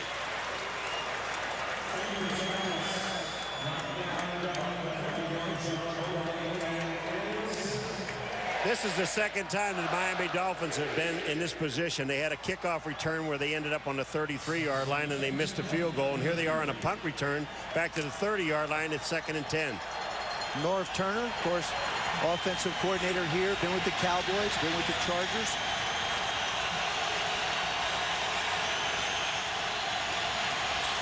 Ricky Williams swallowed up in the backfield again. Chester McLaughlin. Chester. I said Chester's only job is to stop the running game at the beginning of this game. And, you know, when the defensive linemen, those big guys in the middle, are just teeing off and heading for Ricky, it's hard to stop him. Look at Chester. They have no chance of blocking him. Number 75 was Todd Perry, and he was holding on. Chester McLaughlin had a bad reputation when he came to this ball club. He has been tremendous for them. He said he didn't want to be in Oakland anymore after Art Shell was fired. That was one of the reasons he got the reputation. Pressure on Greasy. Throws to Edwards underneath, and Edwards never had a chance. Monte Rieger with another huge play. You know, this team has just lost 7 yards in 3 plays. It's all the way back near the 38. This would make it about a 54-yard field goal. No, you punt this one. Monte Rieger. It's just been individual efforts by the defensive linemen of the Denver Broncos that has made the difference in this game. Whether it's Trevor Price or Chester McLaughlin or Monte Rieger, whichever, everybody's taking their turn making plays. And it looked like Miami would have an easy field goal at the start of that drive if they got anything out of it. Instead, nothing. And now Royals shanks one off the side of his foot. trying to pin him deep as he did the last time, and got off a horrible kick. Michael, what I don't understand is you got a kicker. I'm so tired of this pooch punting. That's not what you do. If you're a right-footed kicker, you aim to that 10-yard line on the other side of the field and kick the ball out of bounds as far as you can. Don't go away from what your normal motion is. I blame this all on the special teams coach asking guys to do things that they shouldn't be able to do. And it isn't just a coach. It's the general accepted principle. Philosophy. You don't see any special teams coaches trying to do that. How many special teams coaches ever punted? Well, that was a 13-yard punt. Portis crosses the 25. Let's go to Susie. Well, Mike, Jason Taylor told us that this is the best Dolphins defense that he has played on in his 6 years in Miami. You look down the roster, you see all the talent. They don't want to ever look back and say we had a great team in 2002 and let it get away. There's a different attitude, a sense of urgency. At times in the past, they would sit back and hope things would go their way. Now they want to dictate. But you know what? Looks like it's going to be another close game for this Dolphins defense. Well, it does, Susan. We've talked about it so many times. There is a window of opportunity for teams. If you're going to win a Super Bowl, you have to take advantage of it. Flag is down, and Portis is taken down at the 30-yard line. Madison with a one-hand tackle. There's one other thing that Jason Taylor talked about is he feels like they're a complete team. Susie brings up a great point about the defense, but offensively they finally feel like they have a complement to it. They don't feel like they have to hold on to games at the end, that they can go out and take control in the first and second quarter. It is a holding call against the Broncos. The one thing that Jason Taylor, we know him as a pass rusher, and he is, and he's very, very good. He's one of the best. He goes to the Pro Bowl. But what he does in a running game, watch Jason Taylor go inside. Now he forces the runner to the outside. All he needs is a linebacker to stay out there and do his job. And by doing that, he's the one that the hold is called on. I like it. 44 sacks in his career. 13 fumble recoveries. Not bad. Big play guy. Second and 18 after the penalty. Anderson is the single setback. Greasy, short set, throws. McCaffrey, as they try to strip him of the ball, is up at the 24. And that's Jamar Fletcher trying to rip it away from him, along with Brock Marion, who got an arm in there. It seems like, and this is really what was missing from the Denver Broncos a year ago. Even though Rod Smith caught 113 balls, he didn't have a complement on the other side, and specifically Ed McCaffrey. These two guys used to split time together, and they used to take 5 plays and 5 plays, and they said back in the early days when they joined this ball club, catches weren't even a concern. They used to count knockdowns. That's how they competed. They're both excellent blockers when it comes to the run game as well. And now they are both over 500 for their career. Greasy, and that one right in the midst of Scotty Montgomery, and he couldn't hold it.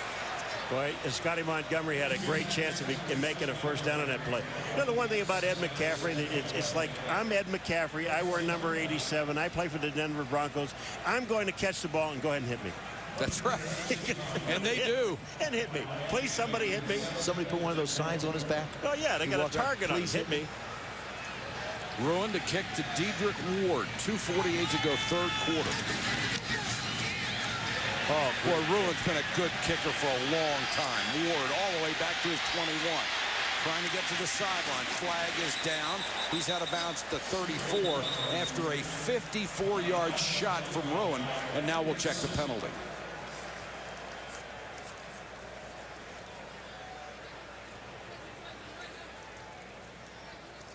And it is a hold on the return, and that will pin Miami deeper in their territory.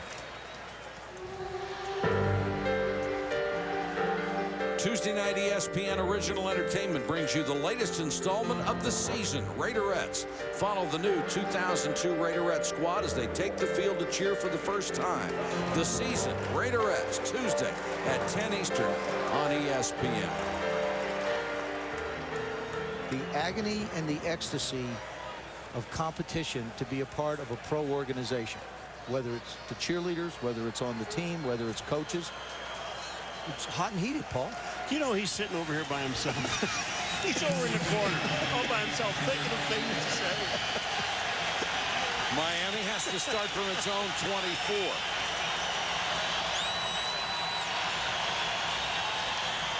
Fiedler, nice fake. Naked bootleg, still looking. Throws underneath, and the catch made by Randy McMichael, the tight end, and he's hurt.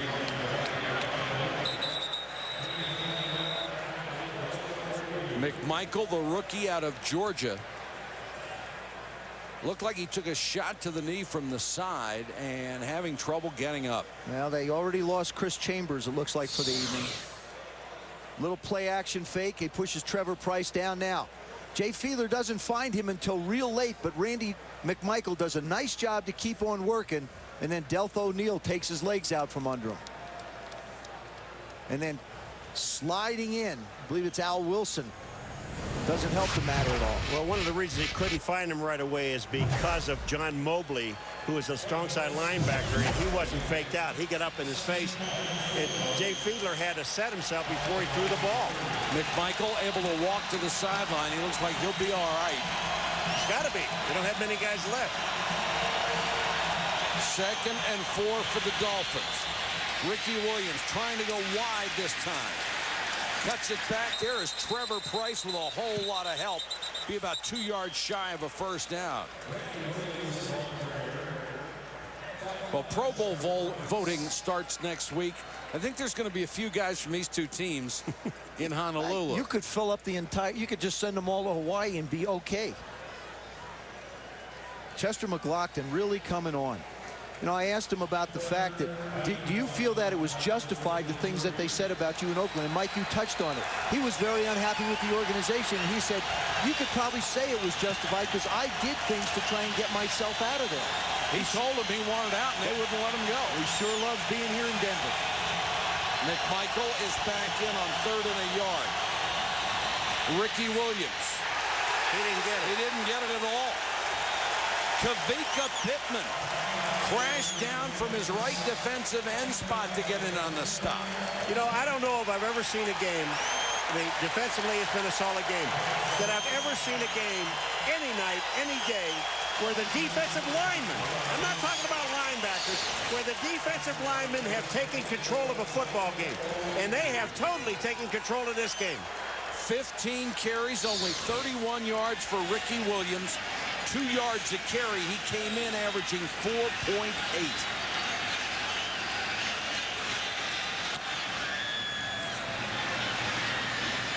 Royals to punt to Delth O'Neal. And O'Neal takes it back to the 39-yard line, dragged down by Trent Campbell.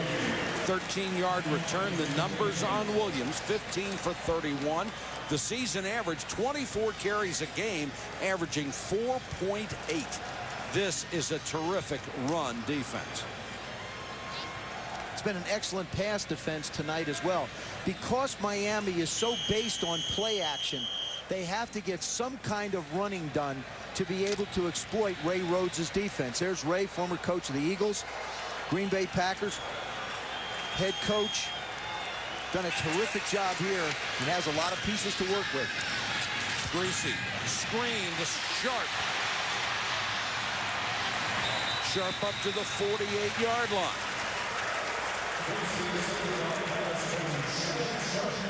Caught more passes for more yards than any other tight end that ever played, and Greasy found him that time.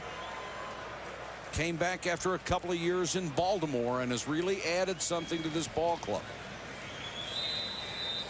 That's the end of the 3rd quarter. The Broncos on top by 5. Broncos lead 12-7 as we start the 4th quarter from Invesco Field at Mile High in Denver. Beautiful animal. Whoa, big fella. I'm going to count with my foot. This has been a beauty. 15 minutes to go.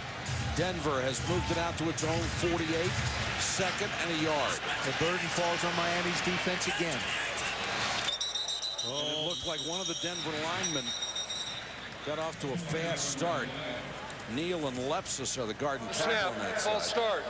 Offense, number 62. 5-yard penalty. Remains 2nd down. It's Dan Neal, the 6-year veteran. Let's check in with Susie.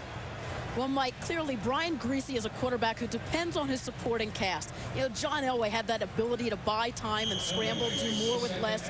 Griese struggled last year, surrounded by inexperienced players. This year, no team has had as many different offensive players reach the end zone, and you can see Brian in a comfort zone. Susie, there aren't many guys who could lose the number of people he did, especially one of his favorite receivers in Ed McCaffrey, and have things go well.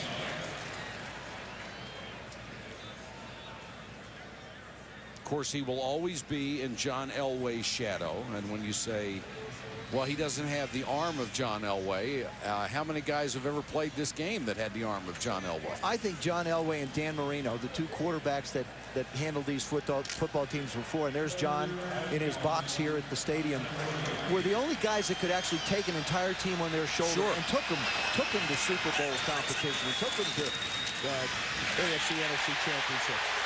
Portis, who has had a couple of good seams to run, takes this one down to the 42-yard line.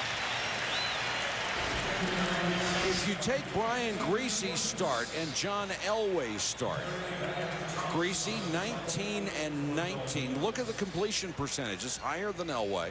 Touchdowns higher than Elway. Interceptions less. Where it's vastly different is in the record as a starter. 27 and 13 for John Elway. 19 and 19 for Brian Griese so far. Of course, you can do just about anything you want with those numbers. Portis cracks across the 40 down to about the 39. Yeah, the hardest thing in the world is to compare anyone to those two guys. Sure. Yeah, but they're both quarterbacks that have taken over after him, so why not? We talked about Ricky Williams being somebody that you want to run the football with, and this is what Miami wants to do. You're seeing a very similar style with Clinton Portis for the Denver Broncos, and Orlando Scary has been absent by, it really hasn't been in this ball game much at all. 2nd and 6. Griese with a short set, then throws over the middle, tipped and up for grabs, falls harmlessly to the turf. Here's another example of a defensive lineman making a play. Tim Bowens, number 95, is a guy that's in Griese's face. And again, I have to repeat this. I don't know of any game I've ever seen where defensive, just the lines, the two defensive lines, have really taken over the entire ballgame. I mean, you don't call linebackers names that much. We did Zach Thomas a little bit in the first half, but we hardly even mentioned him in the second half. Tremendous individual efforts. And how about Denver? We talk about the speed and athletic ability they have. 3rd and 6. Griese picked by Madison. Intended for Smith, but Sam Madison, who was denied an interception earlier, got this one. And what happens on this play is Rod Smith winds up slipping to the ground because of the physical play of Sam Madison. Sam Madison's going to take him nose to nose, and as Griese lets it go to a spot, the only one there is Madison. ESPN Sunday Night Football brought to you by Jack Daniel's Original Hard Cola. Premium malt beverage as unique as the people who drink it. Wachovia Securities. Burger King. Say hello to the new 99-cent BK value meal. And Avis, we try harder. Aerial coverage tonight courtesy of Southwest Airlines. Miami down by 5 after the Madison interception. They start from the 48. Fiedler to Gadsden. Arande Gadsden to the 36. I want to show you that interception by Sam Madison. He does a great job of getting physical. What he basically does is just chuck Rod Smith right at the line of scrimmage, not allowing him off the ball. There's Rod Smith. There's Sam Madison. What's going to happen is he's going to try and fight to come off. Sam's not going to let it happen, wind up picking the ball off and going the other way. There's the physical chuck right at the line, winds up with the INT. Williams on the toss. Oh, and Ricky Williams is just depleted by Al Wilson. You said, holy cow. You talked about it a few hours ago, Paulo. What a shot by middle linebacker Al Wilson. Well, when you try to run on the corners against these guys, watch this hit by 56. Goodbye. Oh. Man, I'm telling you, watch this. Bam! I mean, he unloads. Ricky never sees him coming. Oh, man. The 7th tackle of the night for Al Wilson. That should count for 2. What a shot. Fiedler to Williams in the flat. Ricky comes right back, makes the catch out of the backfield, gets the first down. Is he a tough kid? I'm tell you, Ricky Williams, we had a long conversation with him yesterday, and man, we all were so impressed with him. He's very calm, and he knows what he wants to do. He loves this game. He said, the only personal thing I want to get out of other than winning a Super Bowl is I like to gain 100 yards a game. The other thing you also mentioned I thought was really neat was he wants to prove that Mike Ditka was right. When he drafted him and gave up an entire draft for him, he wants to prove that he did make the right choice, and he is the player that he envisioned him to be. He's a very pleasant, very bright young man. Ricky, reverse. McKnight with that speed. Breaks 2 tackles. McKnight inside the 10, first and goal, Miami. All right, Joseph, you can talk about your quarterback. Great attempted block by Jay Fiedler. Hey, sometimes you only have to get in the way, but we've talked about individual efforts. This is an individual effort by James McKnight. Mobley's got him. He's got him pinned. Okay, he gets away. Then he gets away from, it looked like Willie Millbrooks, number 28, I'm sorry, Denoit Kennedy. He gets away from him. Individual effort. What a call by Norv Turner, who loves reverses. Ricky has the speed to take it outside to the 2. Driven out of bounds by Izell Reese. You know, you talk about running backs that can smell the goal line because they can smell 6. This guy can smell 6. Watch him. Watch him get to the outside.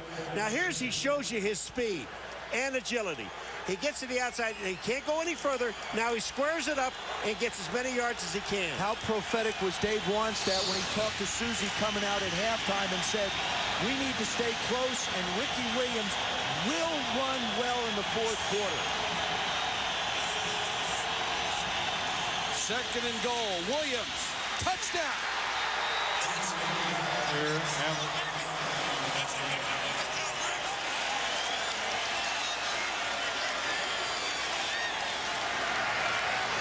Wow. You know, they were running Ricky Williams in that handoff to the right or to the left, to the left, to the left. In the last 2 runs that Ricky Williams has had, watch this ball. They go look to his right and then give the ball back, and Ricky goes to the right-hand side. Where they were looking left before, he comes back right to the left of the defense, and man, that's open. We talked about that offensive line of the Dolphins, the addition of a Jamie Nails, Tim Ruddy at center, Todd Perry. Those are the guys inside. Now they're going to have to try and block to get 2 points. Still only 41 yards rushing, but 2 touchdowns.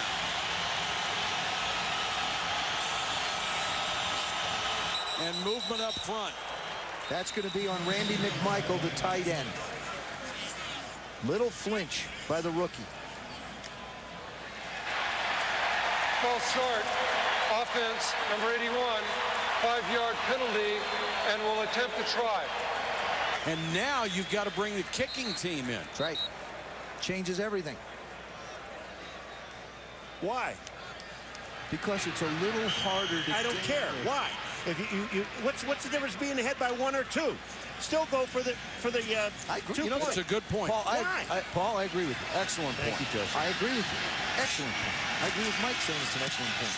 And now it's an extra point that goes with your excellent point. And Mare comes on to kick the extra point. It is a 2-point game. Miami on top at Denver.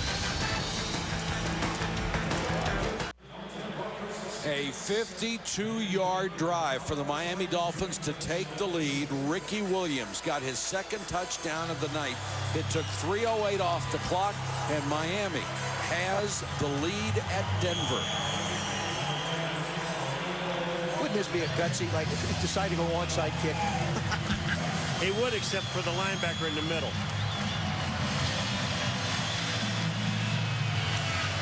Casper bobbles. A lot of speed.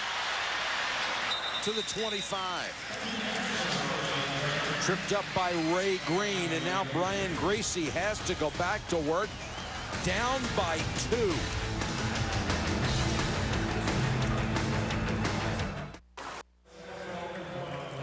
The Dolphins clinging to a 2-point lead in Denver.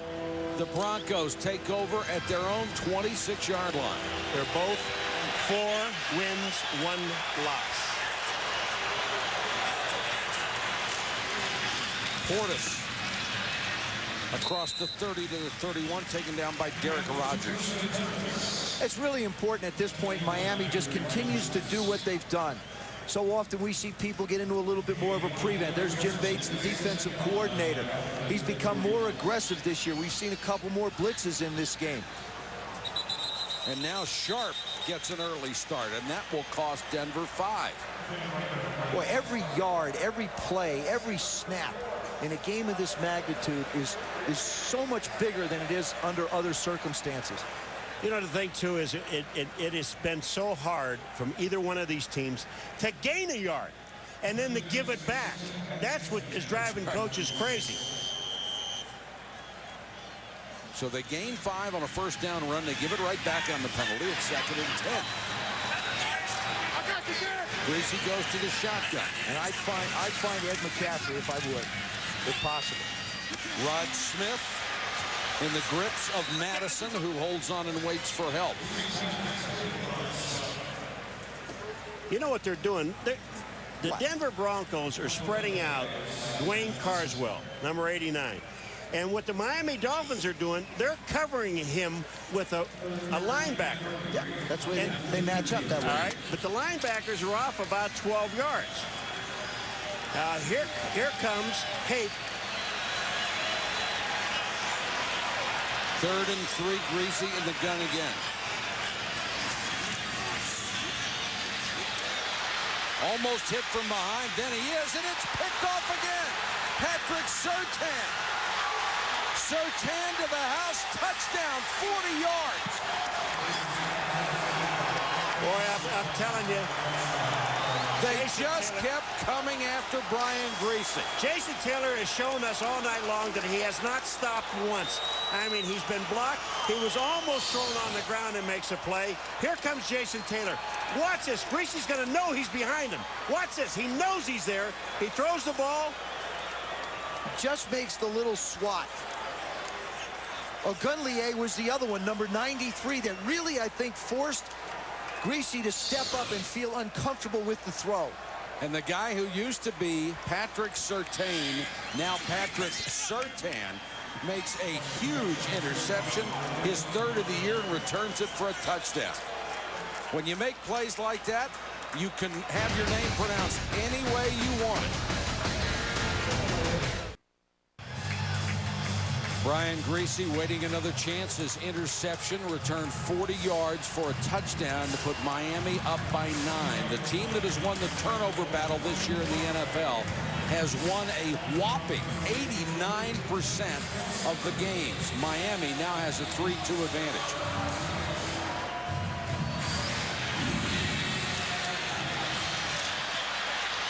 Kevin Casper buried at the 20. And it was Tommy Hendricks downfield to get him for Miami.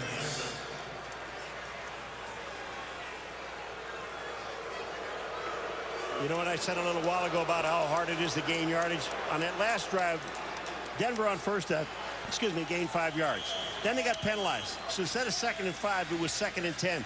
On the next play, they gained 7 yards. If you're following me, it would have been a first down. They got into a 3rd down situation through the interception. Denver now needs 2 scores. Griese throws off Rod Smith. Nearly picked again. Brock Marion had a shot. I want to show you on this last play. There's Ed McCaffrey up there. Here's Patrick Surtain. What he'll do is he'll just slide back in the middle. All he's doing is looking at Griese's eyes. He's just going to slide right back in there, look at Griese's eyes, and wind up making the play. Keeping an eye on the quarterback, just following the ball, picks it up, and gone.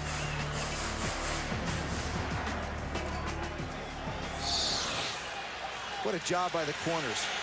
Sertan and Madison. Yeah, but how about defensive lineman? Greasy under pressure, throws it incomplete as he's dragged down again by Jason Taylor. How about defensive lineman? Again, you know, I don't know what possessed him. Of course, he's going to have a baby in a couple of months. That maybe he needs more money. But I'm going to tell you right now. The thing about Jason Taylor when you talk to him, he really excels in the fourth quarter of games because he's only 260 and he's light. And he said one of the things that he studies on film is whether defensive linemen get tired because he feels like he can wear them out. Excuse me, offensive linemen that he's up against get tired. Here they come. Flag is down.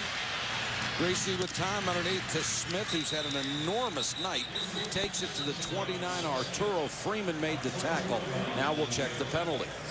It's against Denver, and it'll be 4th down in about a yard and a half.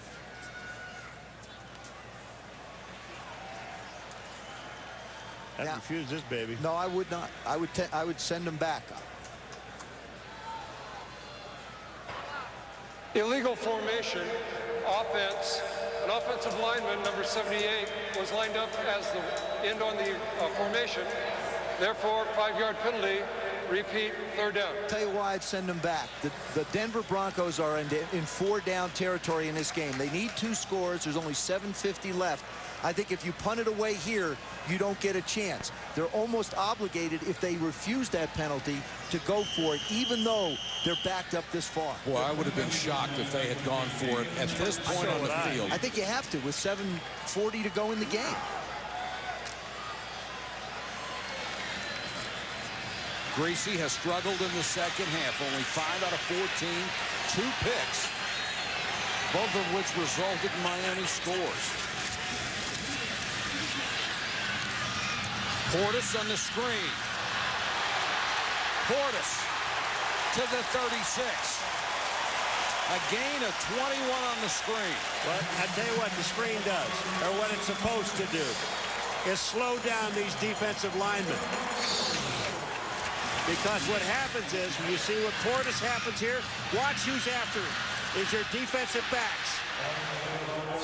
I think also, Paul, is you get a better matchup with Portis on a linebacker than you do with either wide receiver on these corners tonight.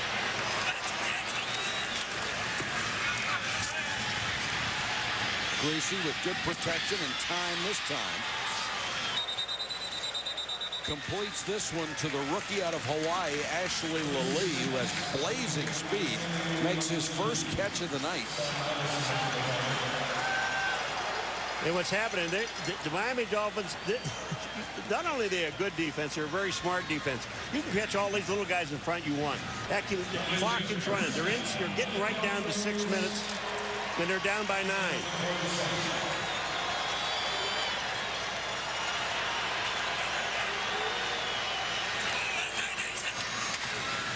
First and 10, another good fake by Greasy. Got a block at the corner across midfield and then gets out of bounds. Nice scramble by Brian Greasy. Boy, I'll tell you what, he came out, another play-action pass, Joe, and there was absolutely nobody to throw the ball to. That's a terrific job by this defense. You think of the job that Dave Wanstad has done selecting the people, Jason Taylor, Zach Thomas, Sam Madison, the guys that they really wind up paid a lot of money to keep around. And Zach Thomas has told us there's a sense of urgency on this football team. We don't know how long we're going to be able to stay together. And Olandis Gary has checked in as the running back. They go out on the pattern for Greasy. And Brian just throws this one away. Well, they're running play-action passes, and it's not fooling anybody. Just get back and throw the ball. Well, no, the play-action pass, Paul, it's not necessarily that easy. Play-action pass helps a little bit to slow down the linebacker and the speed of defensive line. We've talked about how this defensive line has been so dominant. You got to slow them down somehow. When you know a defense is doing a good job, when a quarterback runs a play-action pass and he gets back and he bounces off that back foot, and he can't let the ball go right away. He bounces once, he bounces twice. That means the backs are doing well. 2nd and 10, McCaffrey underneath. Trying to get that extra yardage for a first down. He's close inside the 33.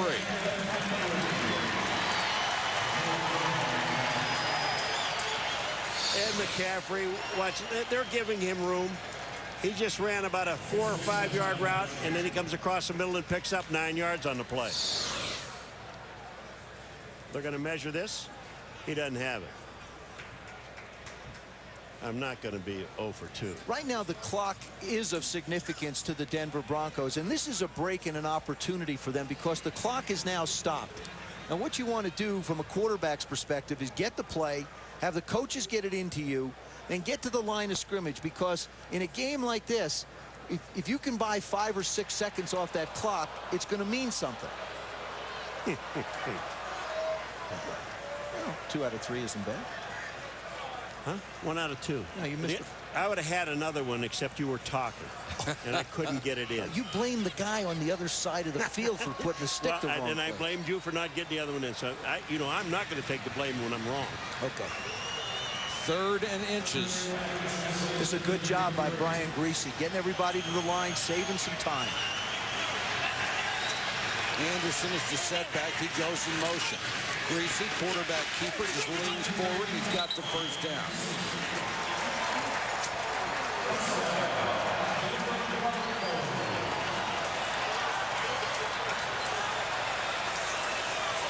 Both defenses have been out there a long time tonight. And you can see Miami, they're interchanging all of their defensive linemen. And they've got some depth to do it with. Jay Williams, Jermaine Haley, David Bowens. They've got a lot of guys. Rob Burnett. They've got a bunch of them to roll in.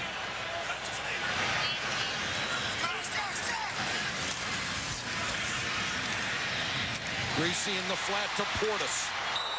Lost his footing and went down at the 22 under Brock Marion. Both teams have for their full complements of timeouts. And I'll tell you what, here's another situation. If they don't give them the first down, I'd ask for another measurement to stop the clock because they're that close. And you could do that. Yes, he can. Ask for a measurement. We can't hear you, Paul. Are you sure? Yeah. Yeah, sorry. Good try, though. Clock running under 4 minutes. They need 2 scores. Griese over the middle. Shannon Sharp inside the 10. 1st and goal.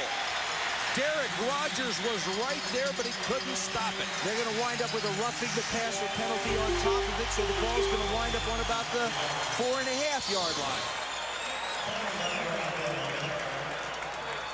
Working against Derek Rogers, the wily veteran. These are the times in a game where Shannon Sharp's presence is so important, and it's one of the things that this football team lacked a year ago. Somebody could make the big play. Personal foul, roughing the passer, defense number 96. This penalty will be added to the reception and assess half the distance to the goal. Automatic first down. And those are the plays that try a coach's patience. 1st and goal inside the 5. They really can't afford to use up a lot of time here. Griese for the end zone. Incomplete, flag down. Marion will be called for interference against Shannon Sharp. Boy, what an outstanding block by Clinton Portis. I mean, he steps up, and I think it was Sam Madison that was blitzing. Pass interference, defense number 31. As this foul occurred in the end zone, the ball will be placed at the 1-yard line. Automatic first down. Shannon Sharp comes off. There's no surprise. This is the guy they're going to. Pushes off. Brock Marion just got that right hand on him. Ball's a little overthrown, but Shannon's pointing. Down here, you know they're going to call it. I just don't think they're going to be able to run the football in. Griese play action under pressure. Throws. Anderson, touchdown. Oh, they almost killed Griese. What a great job by Brian Griese. He knew he was going to be drilled, and he got rid of it. He got hit by Derek Rogers, 59, and also Zach Thomas was there, but he took a shot. He has such wonderful field presence. He knows they're coming. He's not waiting. All he waited was for Mike Anderson to get his head around. And just as he releases it, looks like a wave just wipes him out. And, Joe, you know as well as anybody, it takes a lot of guts to stand in there knowing you're going to get blasted. When you get down close to the goal line, if you're aware of what's going on the field, you realize that things are speeded up. So you don't take as much time with your fate. What you do is you get out of it quickly and make the play. His 21st consecutive game with a touchdown. Of course, Johnny Unitas is at 47, and John Elway's here in Denver was 15. What a game, 21-19. Monday night countdown at 7:30 on ESPN. It's the best place to get ready for Monday Night Football. Then on ABC at 9, it is the Monday night game with Terrell Owens, the 49ers, against the Seahawks and Sean Alexander. This is the first Monday night game since 1992. How about Garrison Hurst on the other side? There's another game with two very good running backs in it. One of the things happens here, if you think about, well, there's 3:37, the onside kick. No. Originally, you know, first of all, you have 3 timeouts plus the 2 minutes, so that's 4. And your defense is playing extremely well. Lights out. The defense is just, and they've been resting because that was a long drive. And their defense is now rested, ready to play, and you're going to see defensive linemen really tee off. This is as good a game as I've seen. Michael, we've been together 16 years. Yeah. And we've been, Paulie's been here with us for 5. I can't recall one that's been this intense from the first opening kickoff. Right through. How about since last Monday? That was pretty intense. Travis Minor is deep. Short kick. Minor from the 13. Nice cut. Travis Minor across the 40 to the 43. Let's go to Susie. Well, Mike, this last series is going to be all about Ricky Williams. And his move to Miami was as much about a chance meeting as anything else. Dave Wanstead in New Orleans Super Bowl week decided to leave a day early. Ricky was in the airport. They talked for 45 minutes. And Dave had heard all of the rumors about Ricky, a little weird and quirky, antisocial. But what he learned was this guy loves football. He's sharp. He's intelligent. He got the ball rolling with that conversation, and Ricky has backed everything up. He is even more than what the Dolphins could have hoped for. And these are the times when they really need him on a drive like this. And these are the times that Norv Turner lives for. The offensive coordinator of the Dolphins loves it like this.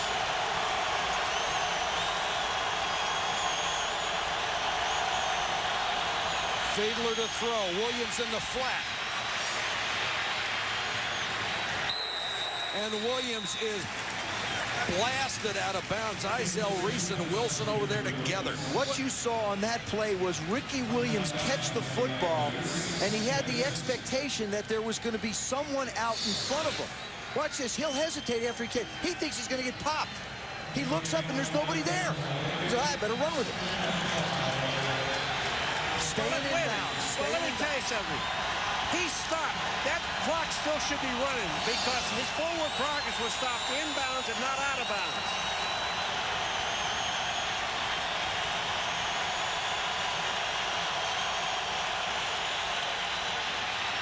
Fiedler, McMichael dropped it.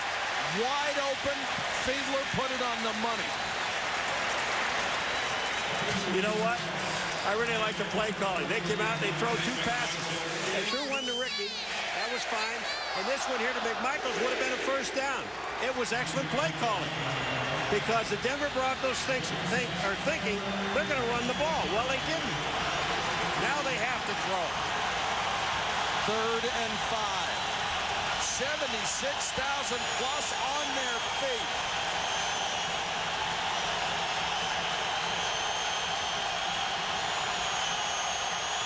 Blitz coming. Everybody. And the pass to Gadsden. Perfect, and he made the catch.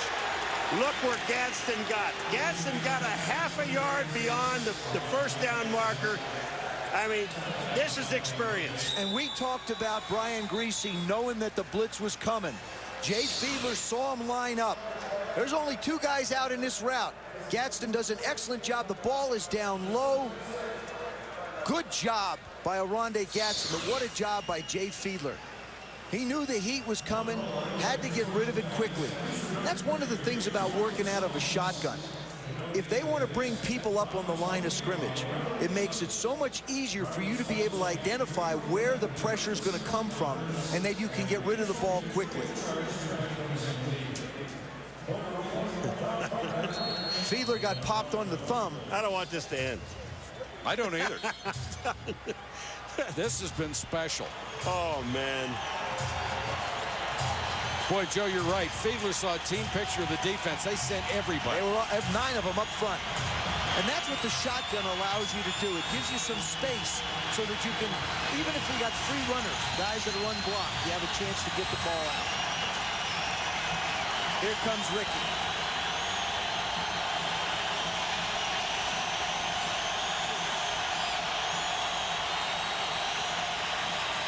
Ricky Williams, room to run, lowers his shoulder and burrows to the 42. Kavika Pittman and Kanoy Kennedy in on the tackle. 21-19. Denver uses its second timeout. They have 1 left with 2:51 to go in the game. They are down by 2, and it's the Miami defense that has carried the day in the second half. Well, they finally found a way in this second half to get Ricky at least 3 or 4 yards every time he touches the ball, and that's by faking one way and let him go back to his left. And also let him go out in pass patterns. Ricky actually gets a chance to have a little input with Norv Turner. He saw Norv a couple weeks ago and said, you know, I'd like to be a bigger part of the passing game. All of a sudden last week, he gets 7 balls.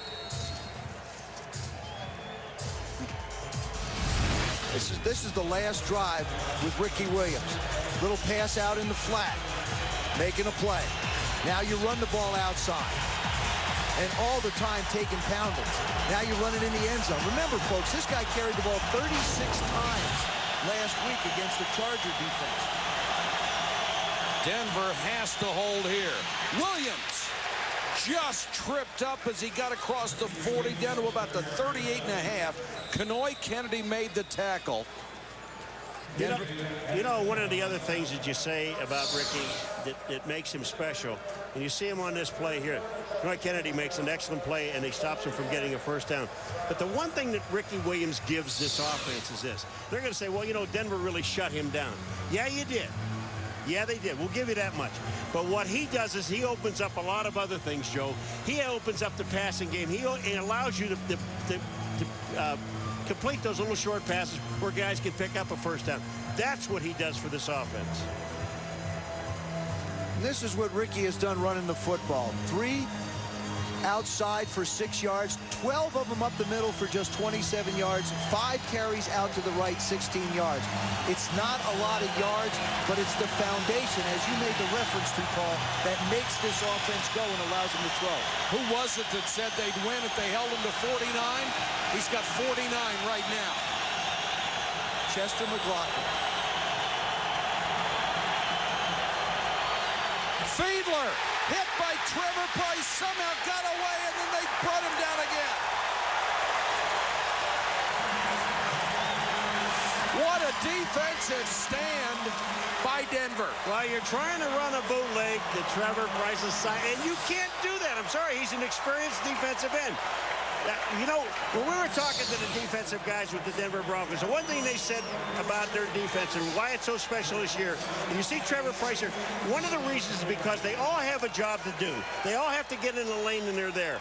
His job was stay to the outside. He knew if they went the other way, he can't make the play anyway. And I like the call because you take a chance. If he's chasing down the field and not doing his job, you get a first down. 2 sacks on the night for Price, 5 for the year. The 3-time Pro Bowler at tackle is having a sensational year at defensive end. He's having a sensational night. Yes, he is. Can you imagine if he and Jason Taylor were on the same team? Oh. He has spent an awful lot of time in the offensive backfield. And now there is a flag down. Miami let the play clock run all the way down They reset it to 25. Boy, this is where, I'm serious, this is where a punter, he takes this ball. Would the game clock operator please put 2 minutes, 13 seconds on the game clock? Would the play clock operator please put 15 seconds on the play clock? There was an error on the setting of the play clock. It was set at 25. After the sack, it should have been set to 40 seconds. There is 15 seconds on the play clock. The clock will start on my signal. Which basically means we're going to wind up at the 2-minute. Miami should not kick this ball. They should wait for the 2-minute warning. That way they'll be able to run some more time off the clock on the other side of it.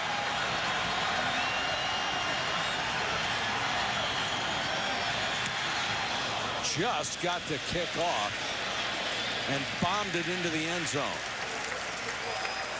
1:54 to go, and in his brief career, Brian Griese has had 5 game-winning drives in the fourth quarter or overtime. Can he make it 6? Stuart Scott and Dan Patrick standing by. They'll have all the scores, baseball, football, everything else. This is what Denver's done in this game. They fumbled on the 1-yard line. They've settled for 4 field goals. They had a field goal that didn't count at the end of the half. They've had an interception run back for the touchdown. They had their chances. Griese starts from the 20. Portis just shy of the sticks and out of bounds at the 29.5. If you're just shy of a concussion. If you're the Denver Broncos and Brian Griese and Mike Shanahan, what you're thinking now is, where do I need to get to give Jason Elam a decent shot?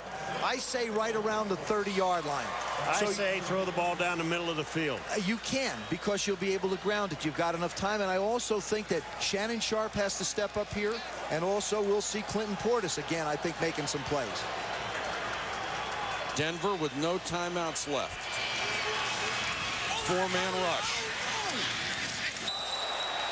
Contact, no flag. We got a Portis flag over covered here by Derek Rogers, but there's a flag on the near side of the field. Surtain and Rod Smith were going at it. If you joined us late, remember, it's not supposed to be Surtain anymore. It's Surtain. Okay. How about Sir Patrick? Illegal use of the hands to the face, defense number 23. This 5-yard penalty, automatic, first down. There you see Surtain actually grabs us. He's lucky he didn't get a penalty for a face mask grab as well. Spot the ball at the Denver 35. Figure they have to go about 35 yards to give Jason Elam a fairly comfortable shot at about a 42-yarder. And he has been perfect tonight.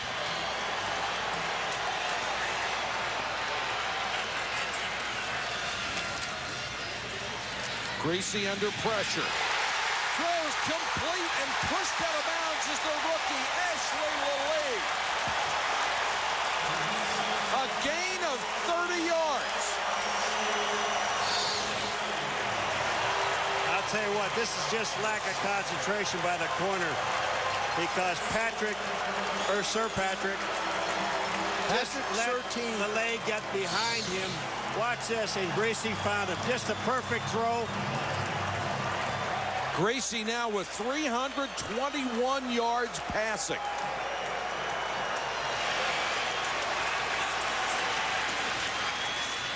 Portis hitting the backfield, and he'll lose a couple back to the 37. This was in warm-ups, Jason Elam. This is a 58-yard field goal. So you basically have to feel like you're in field goal range. I don't think that you just run here. I think you have to try and get another 5 yards closer. Because if he tries it from here, it'll be about a 54-yarder. That's 58 yards with nobody out there. Good point, Paul. just Jason. Good point. Under a minute left. Blitz coming.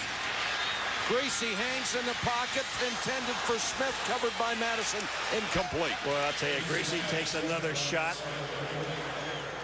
They have just unloaded on him tonight. Well, that's Jason Taylor again. I mean, Greasy is standing in there.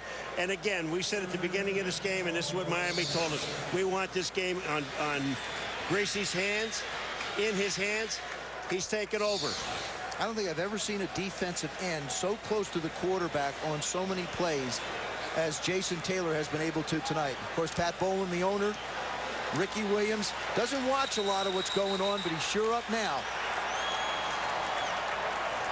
54 seconds to go, and Miami will take a timeout. Hey, here's an interesting decision coming up for Denver. Do you run a play designed maybe to get 6 or 7 yards and say, let's take a shot with a field goal? Or do you run a play that might get you a first down, and if you don't get it, you've got to go on fourth? I think the first thing there, Mike, is I don't think you're going to be able to run the ball for 6 or 7 yards. I think you try and design a play, and to me, I like Shannon Sharpe in this situation. I think in this kind of a game, in this situation, the guy you have to go to is the guy that's made the play. If he doesn't get a first down, remember it's 12 yards. Maybe he gets 7, 8 yards closer. If he breaks a tackle, he gets a few more for you, maybe a first down. They just brought in a whole gang of tight ends, Denver. From here, it would be a 54-yard field goal try.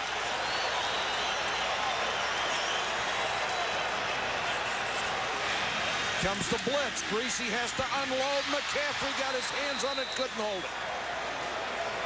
Boy, what Freeman, Arturo Freeman made a great play. It's been a chess match between coordinators. And now it's up to Elam. He is 4 for 4 tonight. Had another one taken off the board by penalty. This will be from 55 yards to win the game.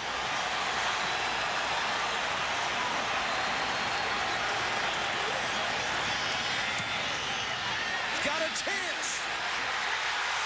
It's good.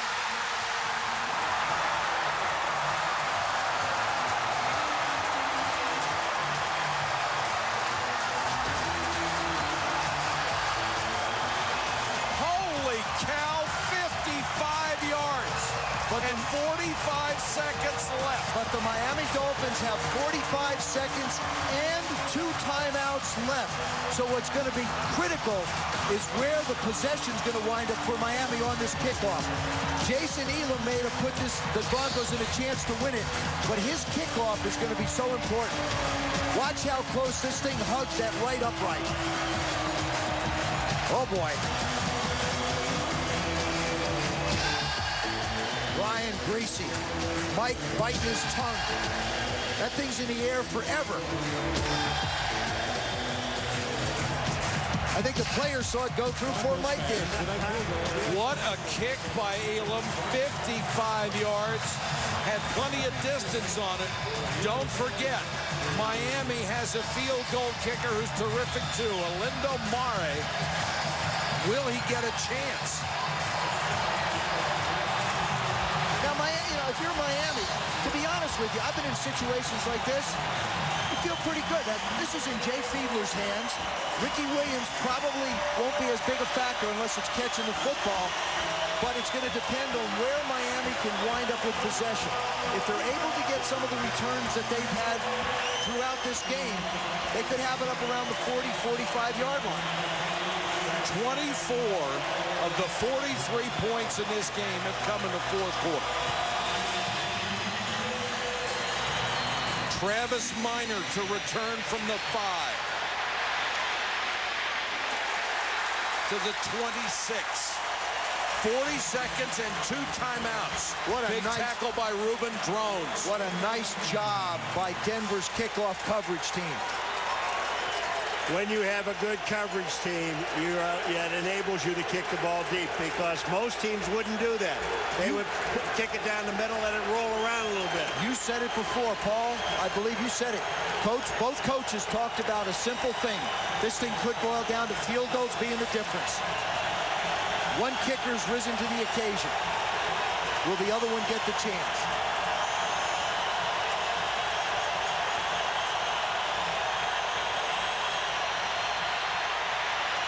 Fiedler dropped by McMichael.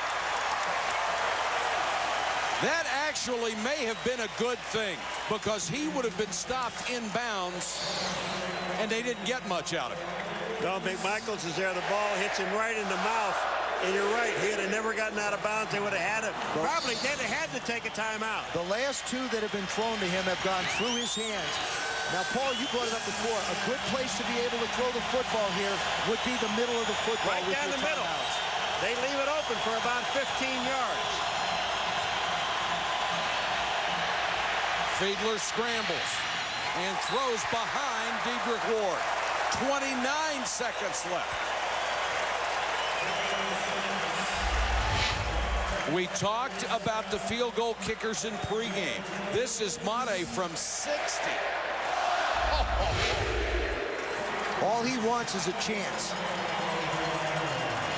Again, Robbie, with 29 seconds to go and 2 timeouts, you're probably looking at 5 plays. It is a madhouse in here.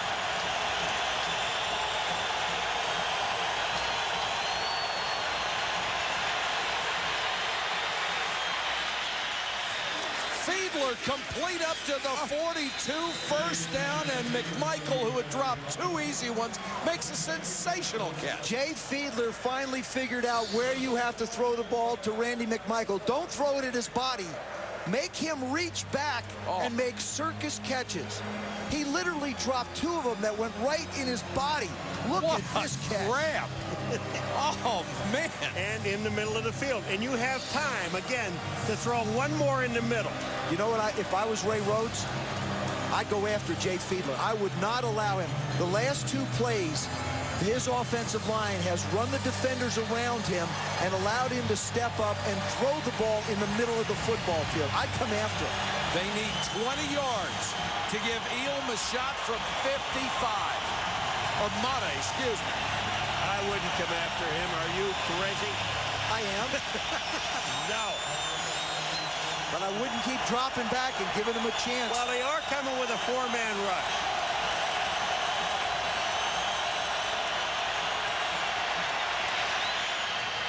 Tipped and caught by Ward at the 35. This one goes through John Mobley's hands. Oh, this game has had everything.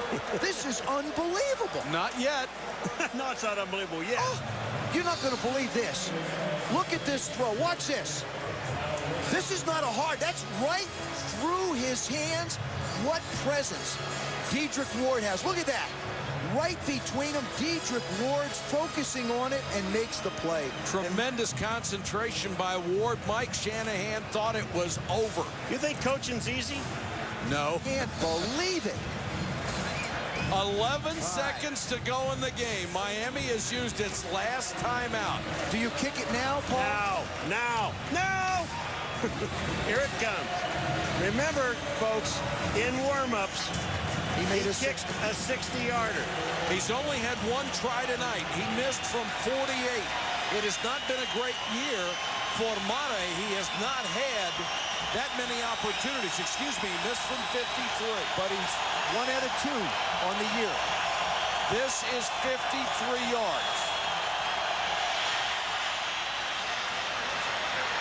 He got it! Oh, my gosh. And there's still 6 seconds left. There are still 6 seconds left. Unbelievable. Let me just say something here, please. Uh-oh, there's some action on the field. The flag went up. You've got players with their helmets on. You've got excessive celebration. Yeah, some other things happening, but just let me say something. I don't know. You got everything. On Friday, the guy standing next to my right, when asked, what do you think it's going to come down to, he said special teams in this game. That is after the field goal. After the conclusion of the play, personal foul, unnecessary roughness, number 91, defense. This penalty will be assessed 15 yards on the kickoff. Now, let me just finish this. Joe said this on Friday. That'll come down to the special teams. Shanahan said special teams. Once said special teams. Where are we? 2 field goals. Boy, He knew it too. And from another zip code. The other thing about Olindo Mare, he has had 5 different holders. Jason Taylor's crawling as close as he can. What a game he has had.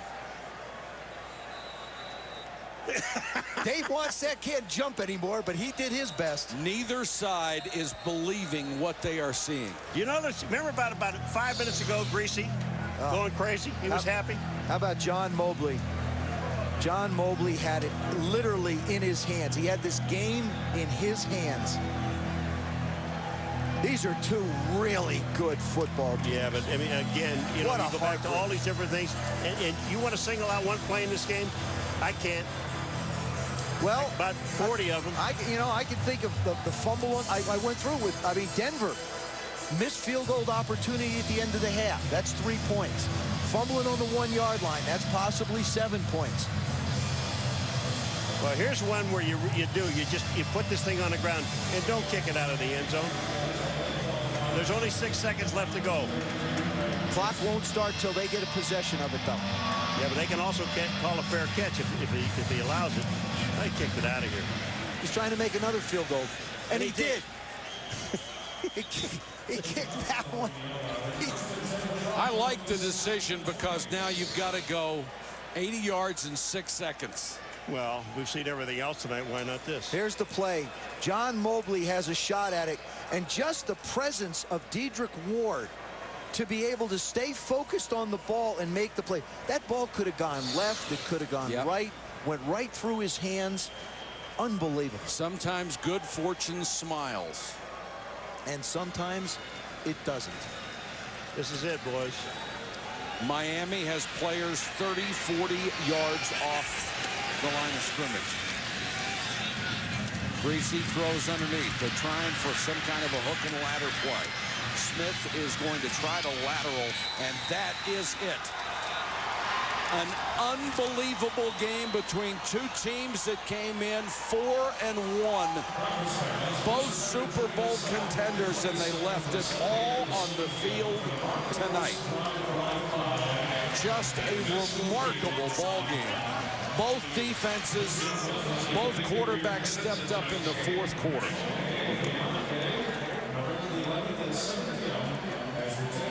Let's get down to Susie. How satisfying. Oh, it was unbelievable. We thought we had the game won early on. We let them get back. We missed getting that first down to ice the game. They come down, score, and we had our backs to the wall, and we played our best at that time.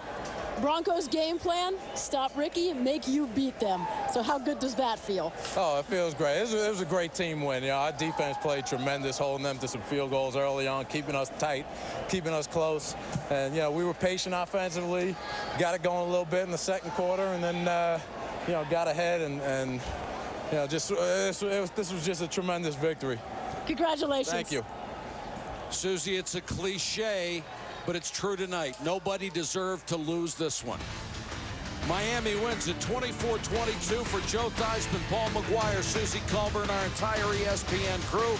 This is Mike Patrick saying goodnight from Invesco Field at Mile High in Denver. This has been a presentation of ESPN, the worldwide leader in sports.